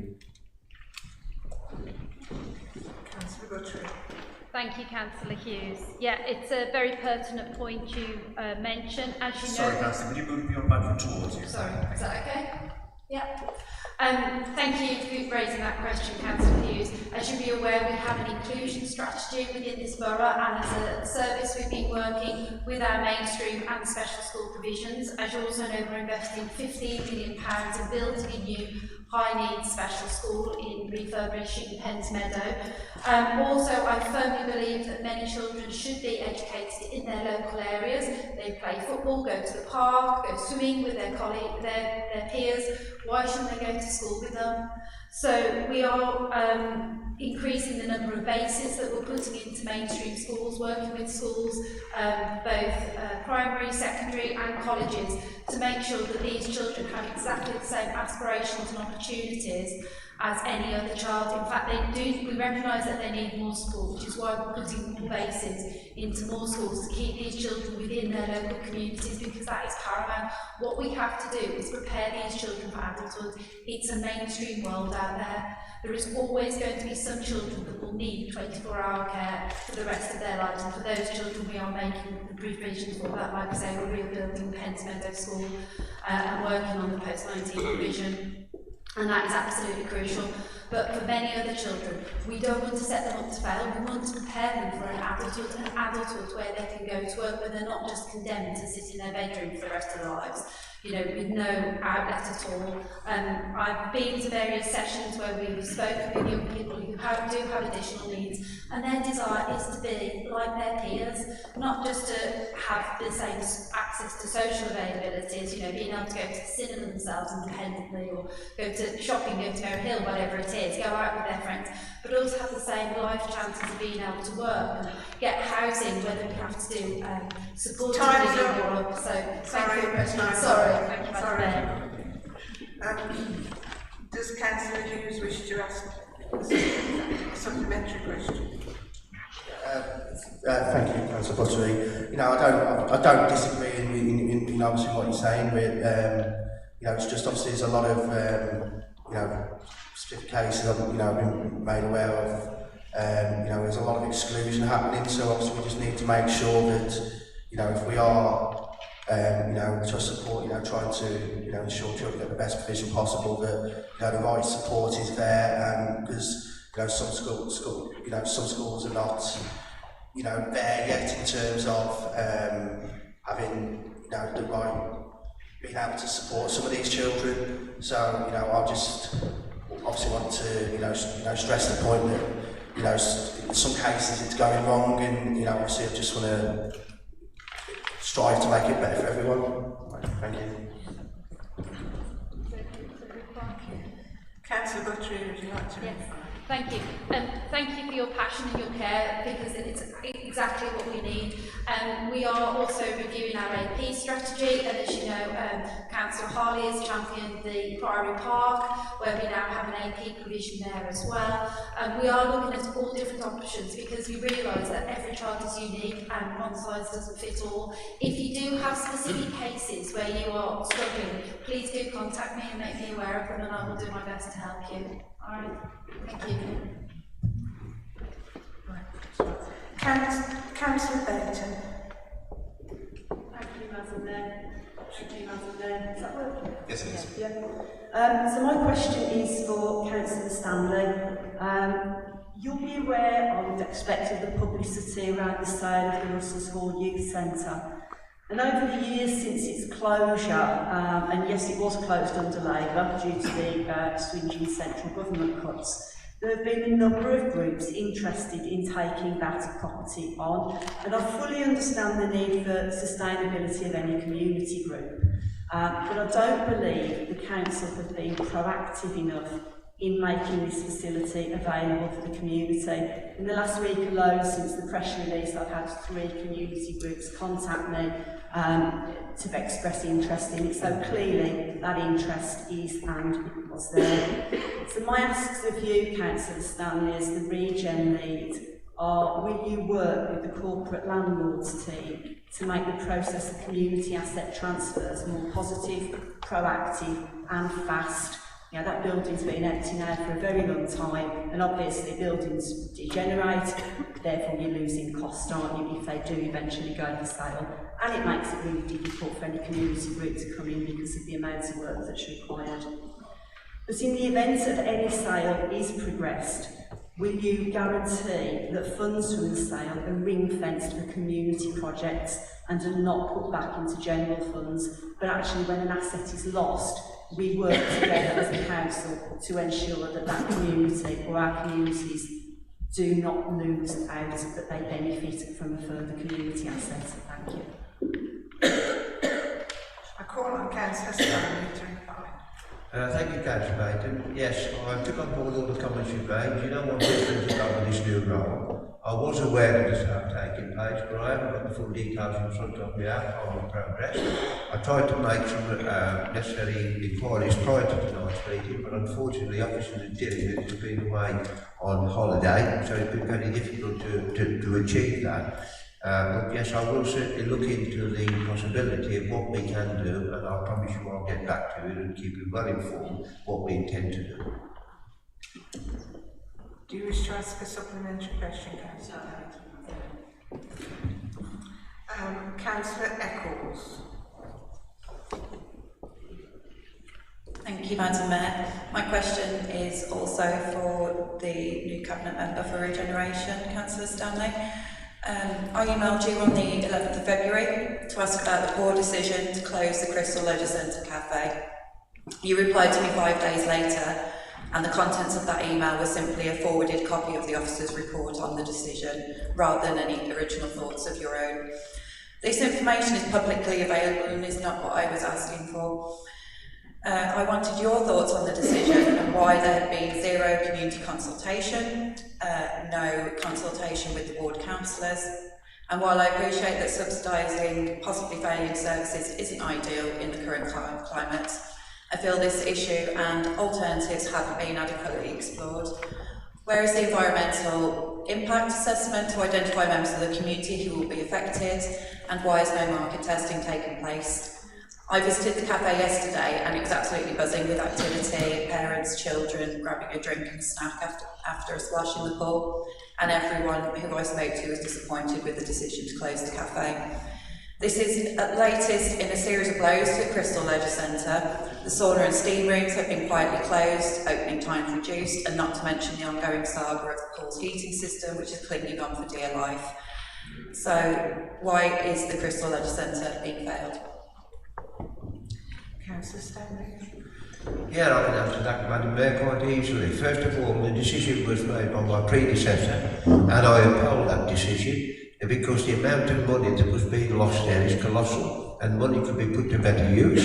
I am seriously looking at what we can do. The only answers I can give you is we need some work doing to relocate some of the places where stuff is taking place in the Crystal Leisure Centre, and I'm working on with the lead of the council and various other officers to see if we can bring into fruition that work to be done. It was described as phase 2. It is costing a lot of money. The relocation of the cafe would be better on the ground floor than in its current position, and the situation is still open there. The vending machines are still there, they're still working, but the amount of money that's being lost there is absolutely colossal, and there's a good reason why it was closed by my predecessor and why the decision was made. It's simply because we cannot substantiate the loss incurred.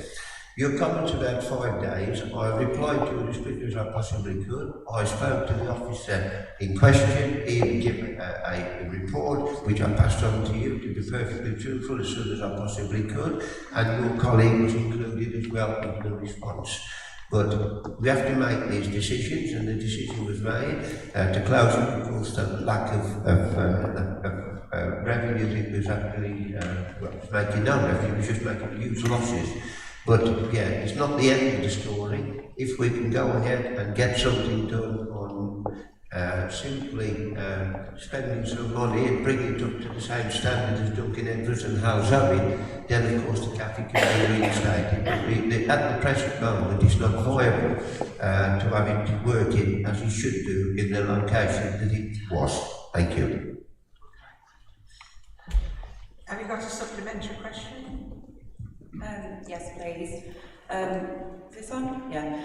So the cafe did used to be on the ground floor and it got moved upstairs, Councillor Stanley. I don't know if you're aware of that, and the signage was not adequate to allow it to flourish in its new location.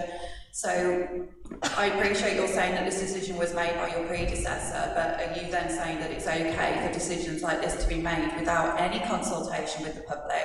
And can we also note that losses, massive, colossal losses, in your words, are being made at both Duncan Edwards and Hale's own Leisure Centre cafes as well? Well, we have to make these decisions. Sometimes they do become unpopular, to be perfectly truthful with you, Councillor. But unfortunately, the decision was to close it for the simple reason it was uneconomical to carry on making the losses as we have. But it's not the end of all. It can reopen if the decision is made at a later date to relocate the facility. No, I was not aware that it was relocated from the ground floor to the upper floor. That's something I've learned tonight from you. I'll be perfectly truthful. But as far as I'm concerned at the moment, I can't see a possibility of substantiating these losses as they are. But the facility for parties and for various other activities what are taking place in that area, as I call it at the moment, are still viable and still taking place. So, you know, it's not the end of the story.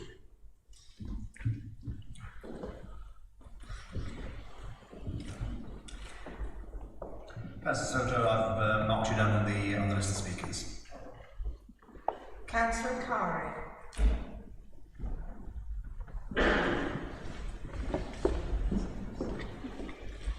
Thank you, Madam Mayor. My question is for Councillor Patrick Harley. Effective learning from complaints is a core element of effective governance. How is the Council learning from its complaints? And more importantly, how is the Council demonstrating it is learning from the Ombudsman's investigations?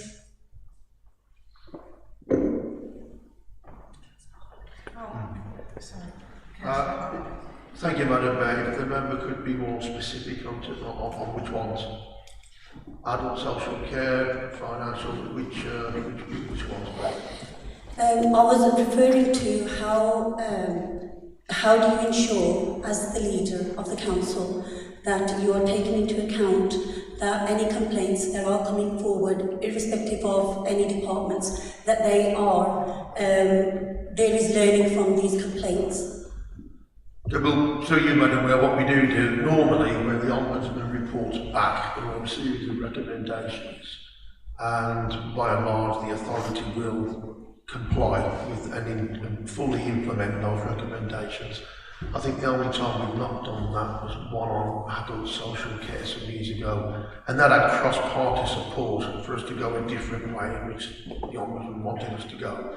And as I say, that had full support across the political divide, but by and large we adhere to the recommendations by the Ombudsman as and when they come in. Thankfully we don't have too many. Thank you, Madam Mayor. Do you have a supplementary question? I would like to ask, how do you ensure, going further from my other question, how do you ensure that you are addressing the needs of all diverse communities when addressing their complaints? So are your complaints handling procedures accessible by diverse communities, and do they all, how can you ensure us that they all receive the same level of service and quality of service? Through you, Madam Mayor. Good question. Whoever you are in this borough and wherever you are, you should expect the same level of support and service from elected members and officers of this council, wherever you are in the borough. And that is something that must go out very, very clearly. There are 72 of us here. We all have an obligation to serve all communities to the best of our ability. And when things do go wrong, and invariably in a local authority the size of this one, things will go wrong from time to time. It's important that we try to address those concerns and put things right when they've gone wrong. But rest assured, we do our very best to try and deliver the same service to all communities, to all individuals and to all groups. And if the member has concerns or examples where maybe that's not happened in the past, I'll be pleased to have a meeting and take those up with them. Thank you. Councillor Phipps. Thank you very much, Madam Mayor. My question is to the Leader of the Council. First of all, I'd like to ask about friends groups. They do incredible work all around the borough, in parks, open spaces, churchyards, and they really deserve the support of elected members and of course the local authority. Unfortunately, there are some occasions where I don't feel that there has been sufficient support towards friends groups. I'll use an example, the Friends of Horn Park in my ward. Some time ago, I suppose you could say quite rightly in this day and age, we had to ask the volunteers to stop using their chainsaws. I must say that there was no issues that led to that. It was just a generic check-up on compliance. And we told them, okay, so you won't be able to go in there and do the tree maintenance you've been doing very successfully, but we will send our officers in there to replace that work. And unfortunately, it hasn't happened.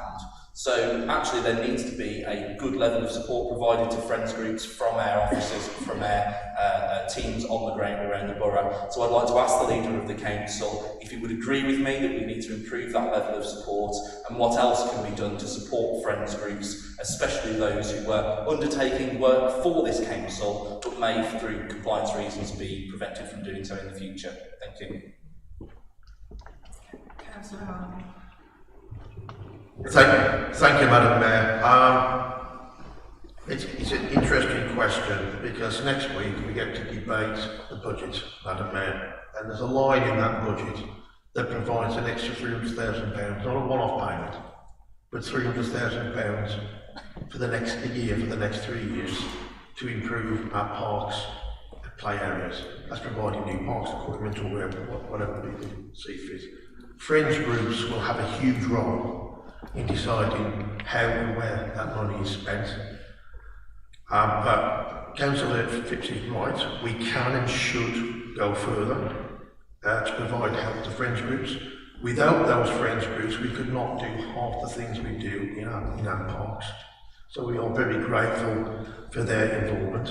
And that additional help could be financial, it could be simply practical support to cut through the red tape, which I know is a burden on friends groups, and it could be practical help, cutting through red tape, financial support, or simply having an officer there to provide good advice and good governance.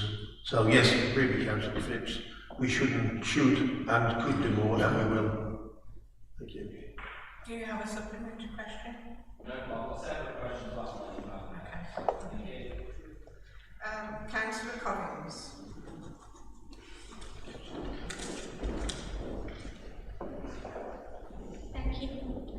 Thank you, Madam Mayor. Madam Mayor, I want to once again raise the issue of health inequalities in the ward of Brockmore and Pensnet, where we are both residents by asking a question of the Cabinet Member for Public Health. It's now nearly 3 years since residents like you and I have had a GP surgery in the ward.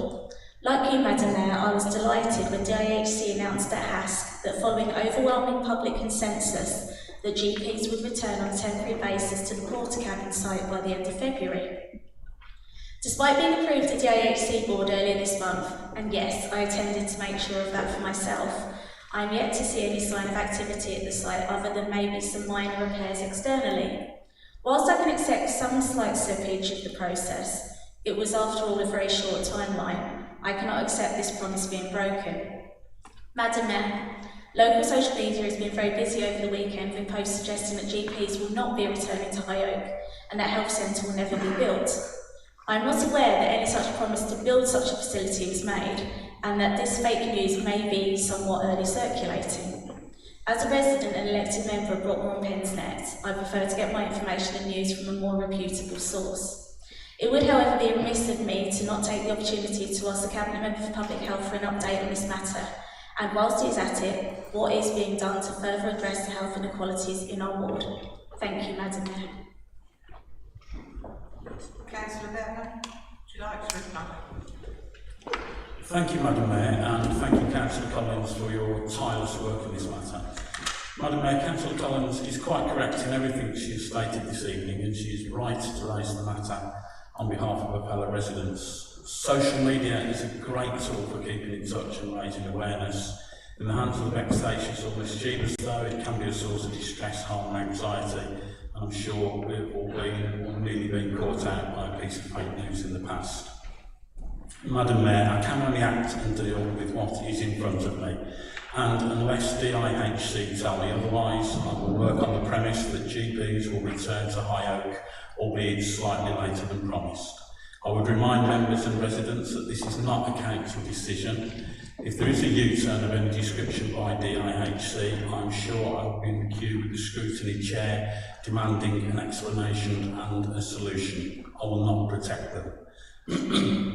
Madam Mayor, Councillor Collins' question was a two-part question, and I'd now like to turn to the second part.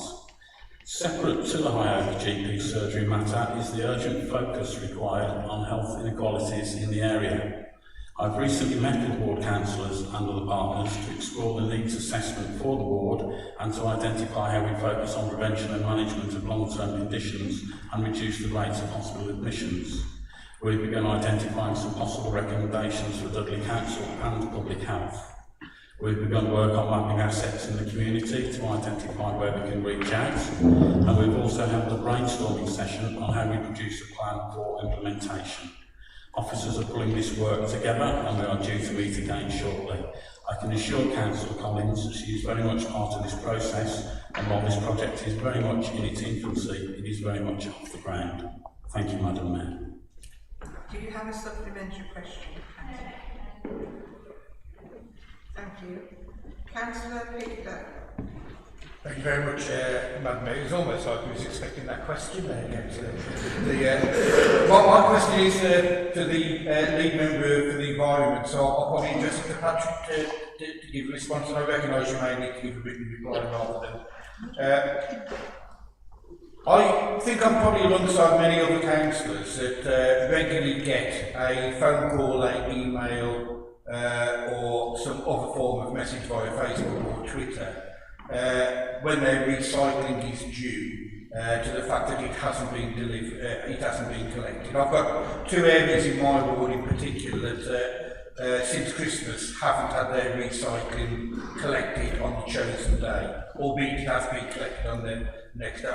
I brought this up at the community forum a week or so ago, and there was nodding heads of approval from other councillors from both parties, and a very helpful response given by Councillor Steve Clark on that. We've ranging from areas around some of the equipment to some of the staffing issues in there, all of which you understand. But I'm just wondering whether you'll be able to update us as to when that issue may be remedied, so I can go back to the communities and tell them when they can probably expect their recycling to be given on the chosen day. Councillor Hardy. Thank you. Thank you, Madam Mayor. Yeah, I'm aware of the issues that Peter alluded to, and Steve Clark has explained in depth to. Yeah, there are issues with the fleet. It is old. It does need replacing. And I'll get the written answer from you as to regards the finer detail, when we'll get it and what we'll get. Clearly, we need to make better use of that fleet. And we need to make sure that those vehicles are economical but also reliable. Because if we miss one round, then someone's upset that not have the recycling taken away. And then you're chasing your tails and trying to play catch up to get back up to schedule. So, but I'll get you the finer details of what we're doing to replace the fleet and how we intend to implement those changes over the coming months and years.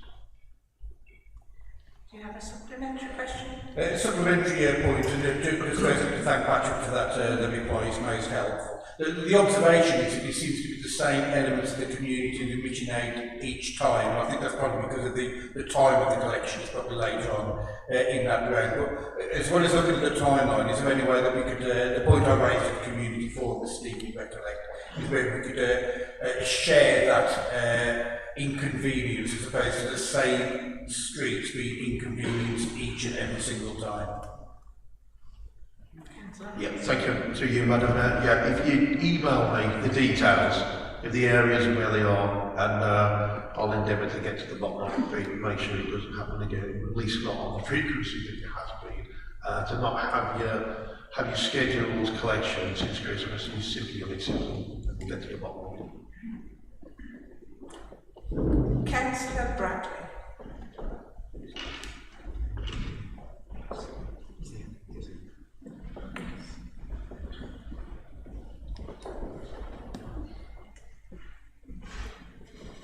Yes, thank you, Madam Mayor.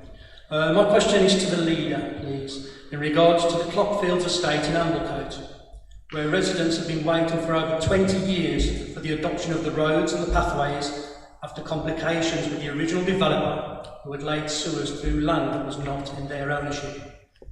Then, because the water company would not adopt the sewers, a domino effect commenced, and it followed that this authority would not adopt the roads until that matter was resolved. Well, the matter was resolved a few years back, yet still this authority has not adopted the estates, leaving residents to endure over 20 years of no maintenance, pothole-ridden roads and gullies.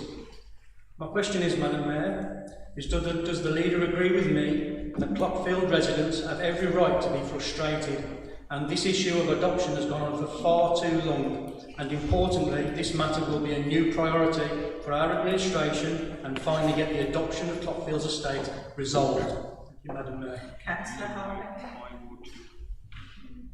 Thank you, Madam Mayor, and I thank Councillor Bradley for his question.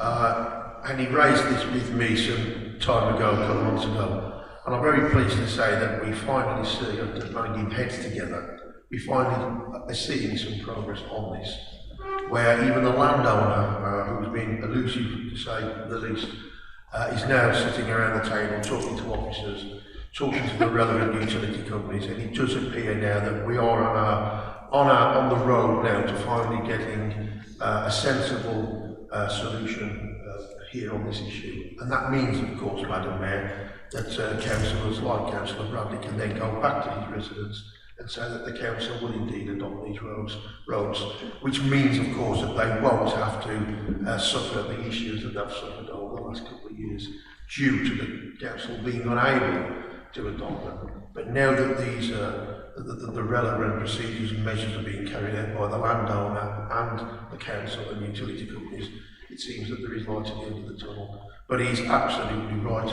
This is a priority of this administration. And when we have long-standing issues, doesn't matter where it is in the borough, then sometimes all it needs is to bang heads together to get the relevant people and organisations to work together to resolve long-standing issues. And I'm glad to say this is one that is very close now to being resolved. Thank you, Madam Mayor. Thank you.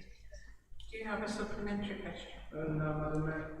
I would just like to say thank you to Councillor Harley for his support. Thank you. Councillor Casey. Can you do a few in my ward too?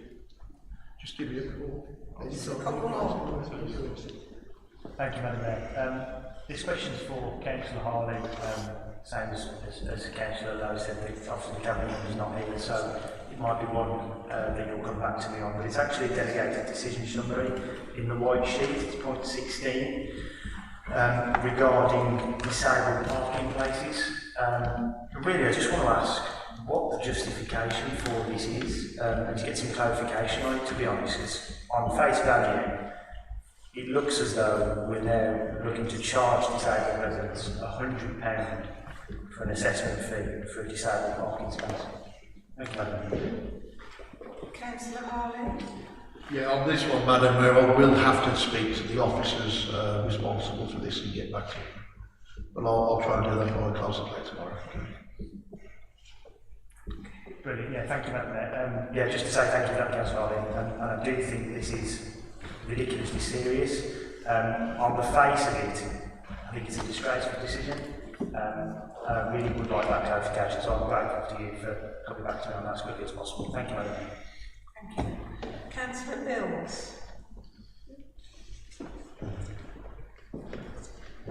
Thank you, Madam Mayor. As the Secretary of the Friends of Hurst Green Park, who has to be one of those people who fills in lots of bids, thank you for what you've told us this evening, Councillor Harley, I'm very grateful. But my question is actually for Councillor Ian Bevan. I'm a naughty resident from Hales Owen who wants to know why we haven't got a forum. We all received from Councillor Daniel Bevan an email on the 14th of February saying the meeting was postponed. But so far we haven't heard any more.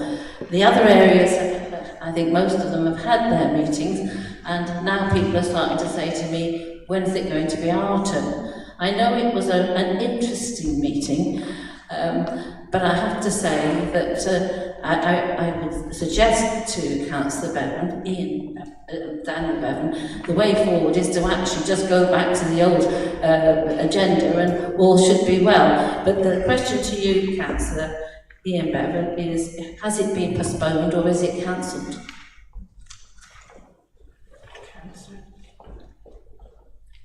Thank you, Councillor Bills. Looking at the schedule of council meetings, I think it is unlikely that that meeting will take place, and we will move on to the next one in the new format.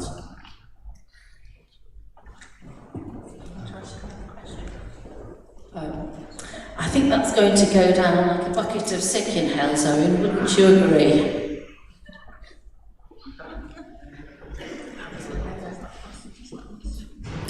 Thank you.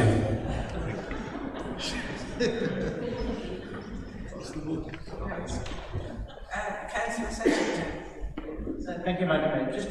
Just following on questions from Councillor Eccles for David Stanley. Obviously, I have met your senior officers who also David Stanley, and I understand the loss which actually the cafe made was £55,000, which is much lower than the other losses being made in the other cafes in the leisure centres. And also, the trend was actually down, considering you've been closed for 2 years over COVID. And I think the cat was let out the bag when I spoke to the officers, when I said, what about the losses in the other leisure centres? Will they be shutting down soon? He said that well could happen. So that is a concern. And I think the other question we really have to ask ourselves as a council, I feel there's a duty of care to consult on key issues. You know, you've obviously touched on with the community centre being shut down in Brockmore, I think Briar Hill, that there's no consultation there. This cafe, a key cafe in the middle of one of our centres, is closed without any consultation with the community businesses to see whether they would be willing to take it on. This is all about testing the market, looking for any people that might be interested, and the fact that we've actually then brought to your attention that there's businesses interested in, and that to be then dismissed without being any follow-up, I think is, in my view, wrong. So that's our concern. And I think the other question I just want to say to Councillor David Stanley, we welcome your visit to Hales Zone North, which is a key gateway into the borough from our second city, and we welcome your support, obviously, on behalf of the businesses and the communities and our fellow board members on finally getting Cheltenham sorted out. Thank you. I've actually got a question for Councillor. I think I just wanted to raise those issues with David, which I have. Thank you. Do you agree? The question is, I think they need to look into.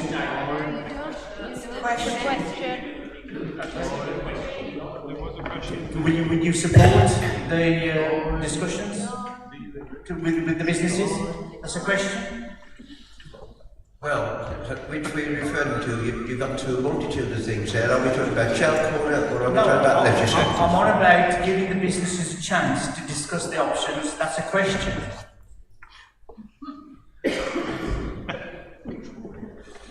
I've just been informed by my colleague that there may be a possibility if someone showing an interest, so I will follow it up from there on that one.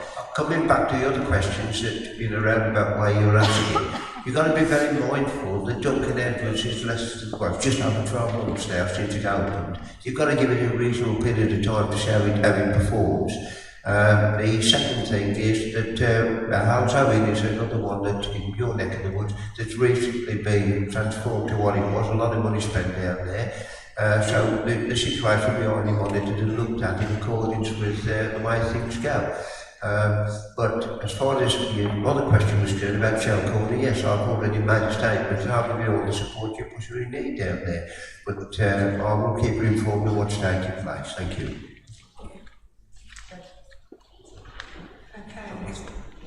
No, I've got Jackie Kell. Councillor Kell.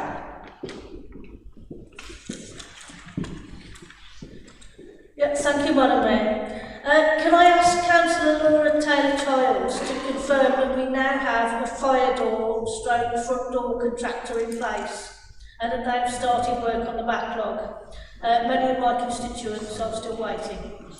As far as I'm aware, yeah, but I can get to a written response just to make sure that we can double check that. Yeah, thank you for that. Just to point out that I have raised this twice in Housing and Public Realm Scrutiny Committee, and I haven't actually had a response from officers on that. Okay. Do we just chase that up with whoever's clerk in the meeting, Steve?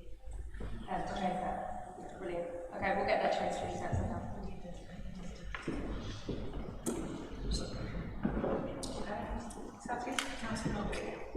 Councillor Phipps, did you say you wanted to ask another question?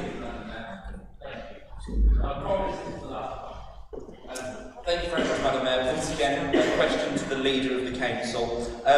Hales Zone has quite a proud tradition when it comes to cycling.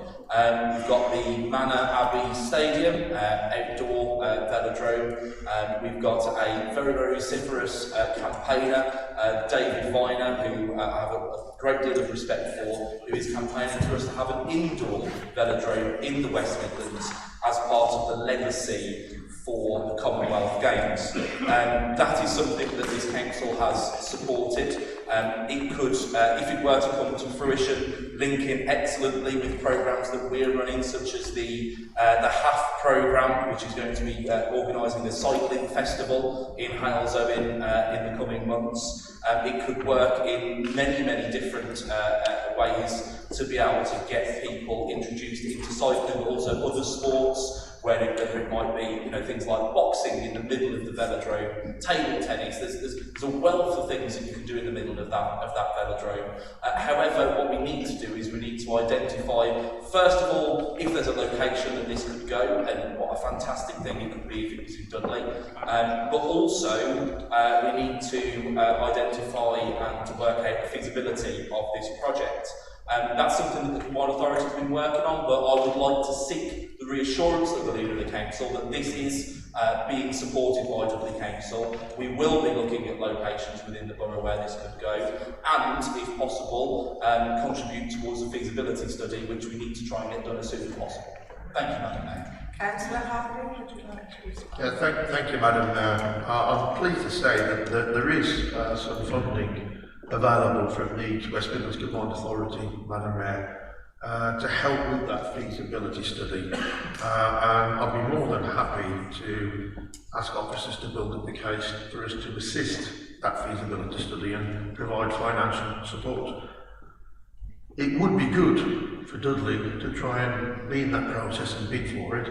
I did have a discussion with the Deputy Chief Executive today, and we believe that there may well be a suitable site. I think you need probably 3.5 acres with adequate car parking to provide sufficient space for a velodrome. So, to answer Councillor Phipps directly, yes, we've got that guarantee that we can give that support.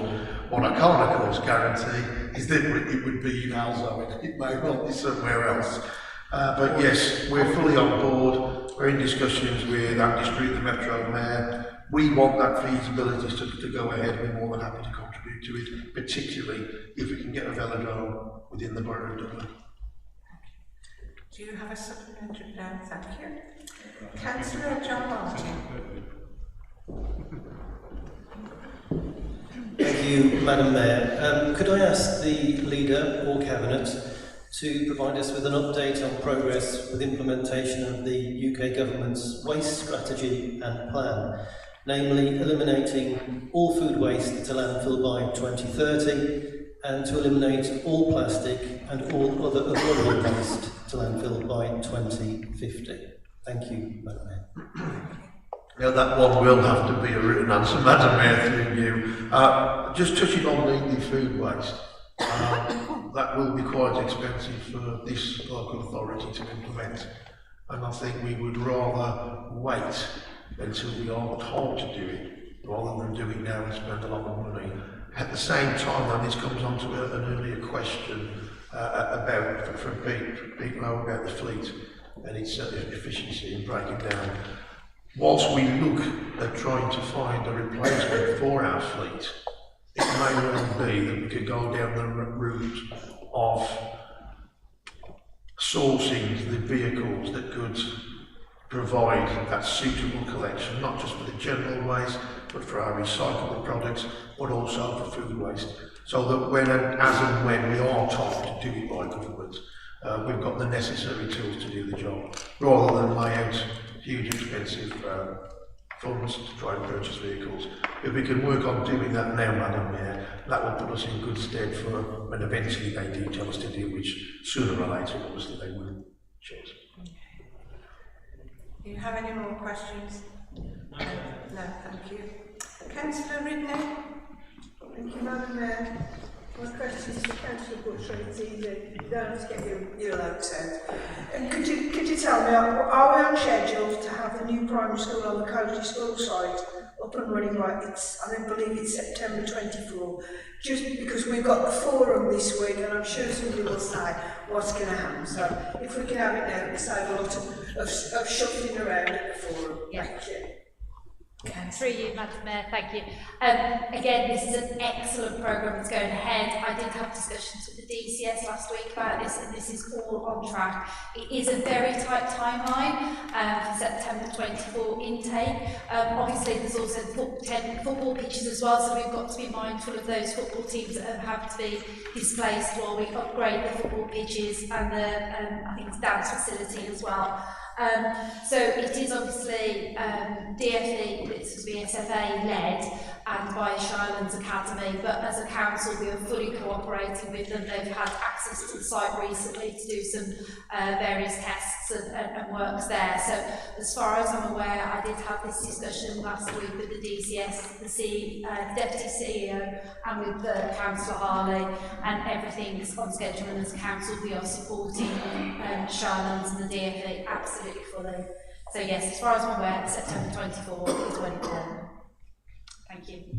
Yes, we do. It's that case, will we also be pushing to get some sort of secondary facility in the future? I'm not trying to pin you down to next Friday. There is an aspiration, again, because it's an academy school, it's up to them. The aspiration is that it would become an all-through school, but I genuinely don't have a timeline about that. I think let's get the primary in first, get the football pitches up and running again, and then look to the future. But yeah, it is an aspiration, but there was nothing in stone or anything at the moment. So sorry about that, Councillor Ridley. Councillor Body. Thank you, Madam.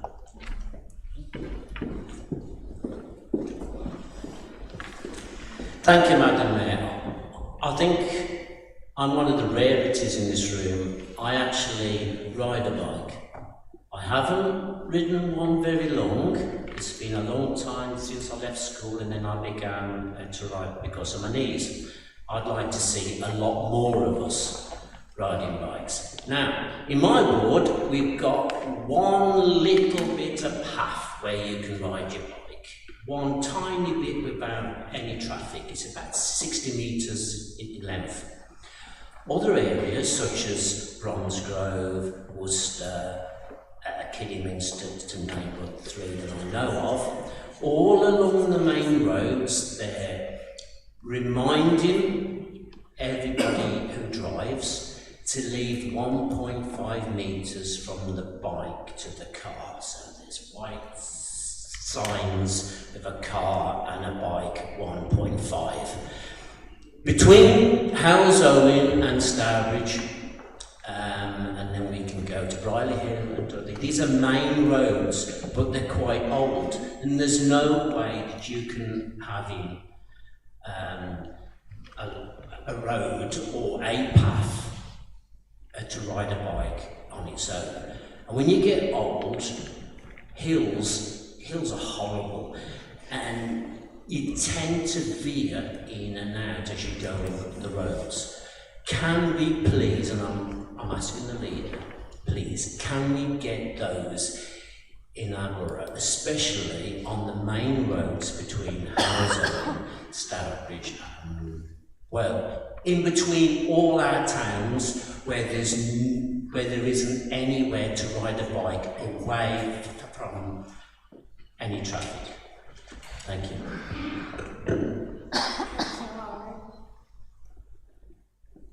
Thank you, Madam Mayor. I'm reliably informed that we have a huge bike network planned, so that should keep Councillor Body quite happy, and that we're looking to begin implementation later this year. So I hope that satisfies the member. I'll get a more detailed response as to where these will be happening and occurring, and hopefully it's, as you've requested, from Howells Owen through to Briley or Stone, etc. Okay. Might replace the metro actually. Are you talking about the actual, the actual signs? Because you can't really put anything in. It's cars and bikes sharing the road, and if we can get a lot more drivers who think twice about cars, I think we'll have a lot more on the roads, because at the moment I ask a lot of people and they say, I can't ride the bike on our roads because there isn't any space. If we can educate, you've got the space, and we're getting more on the road. Even the likes of, let's say, you and me on the roads together. How about that? I'm lost for words, Madam Mayor, for once. Again, I'm reliably informed that the lanes, once the network is done, the lanes will include signs. But I'm happy to get the details and get them to the body. I love the detail. Okay, thank you.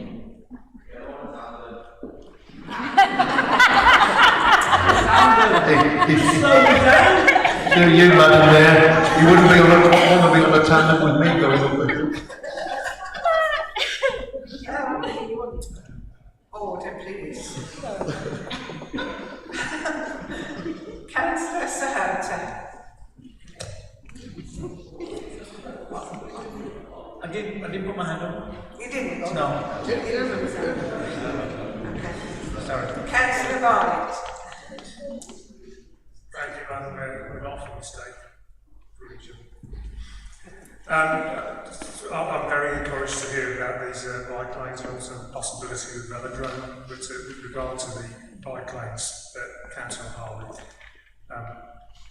not on the spot, I suspect, but can you please confirm in writing that they will conform to the standard LTM 120 for cycle infrastructure design?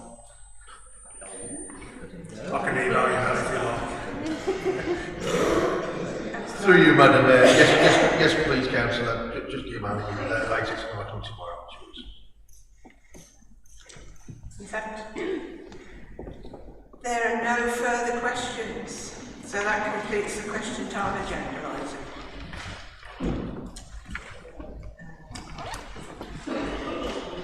There is no urgent business, so that concludes this meeting of the Council.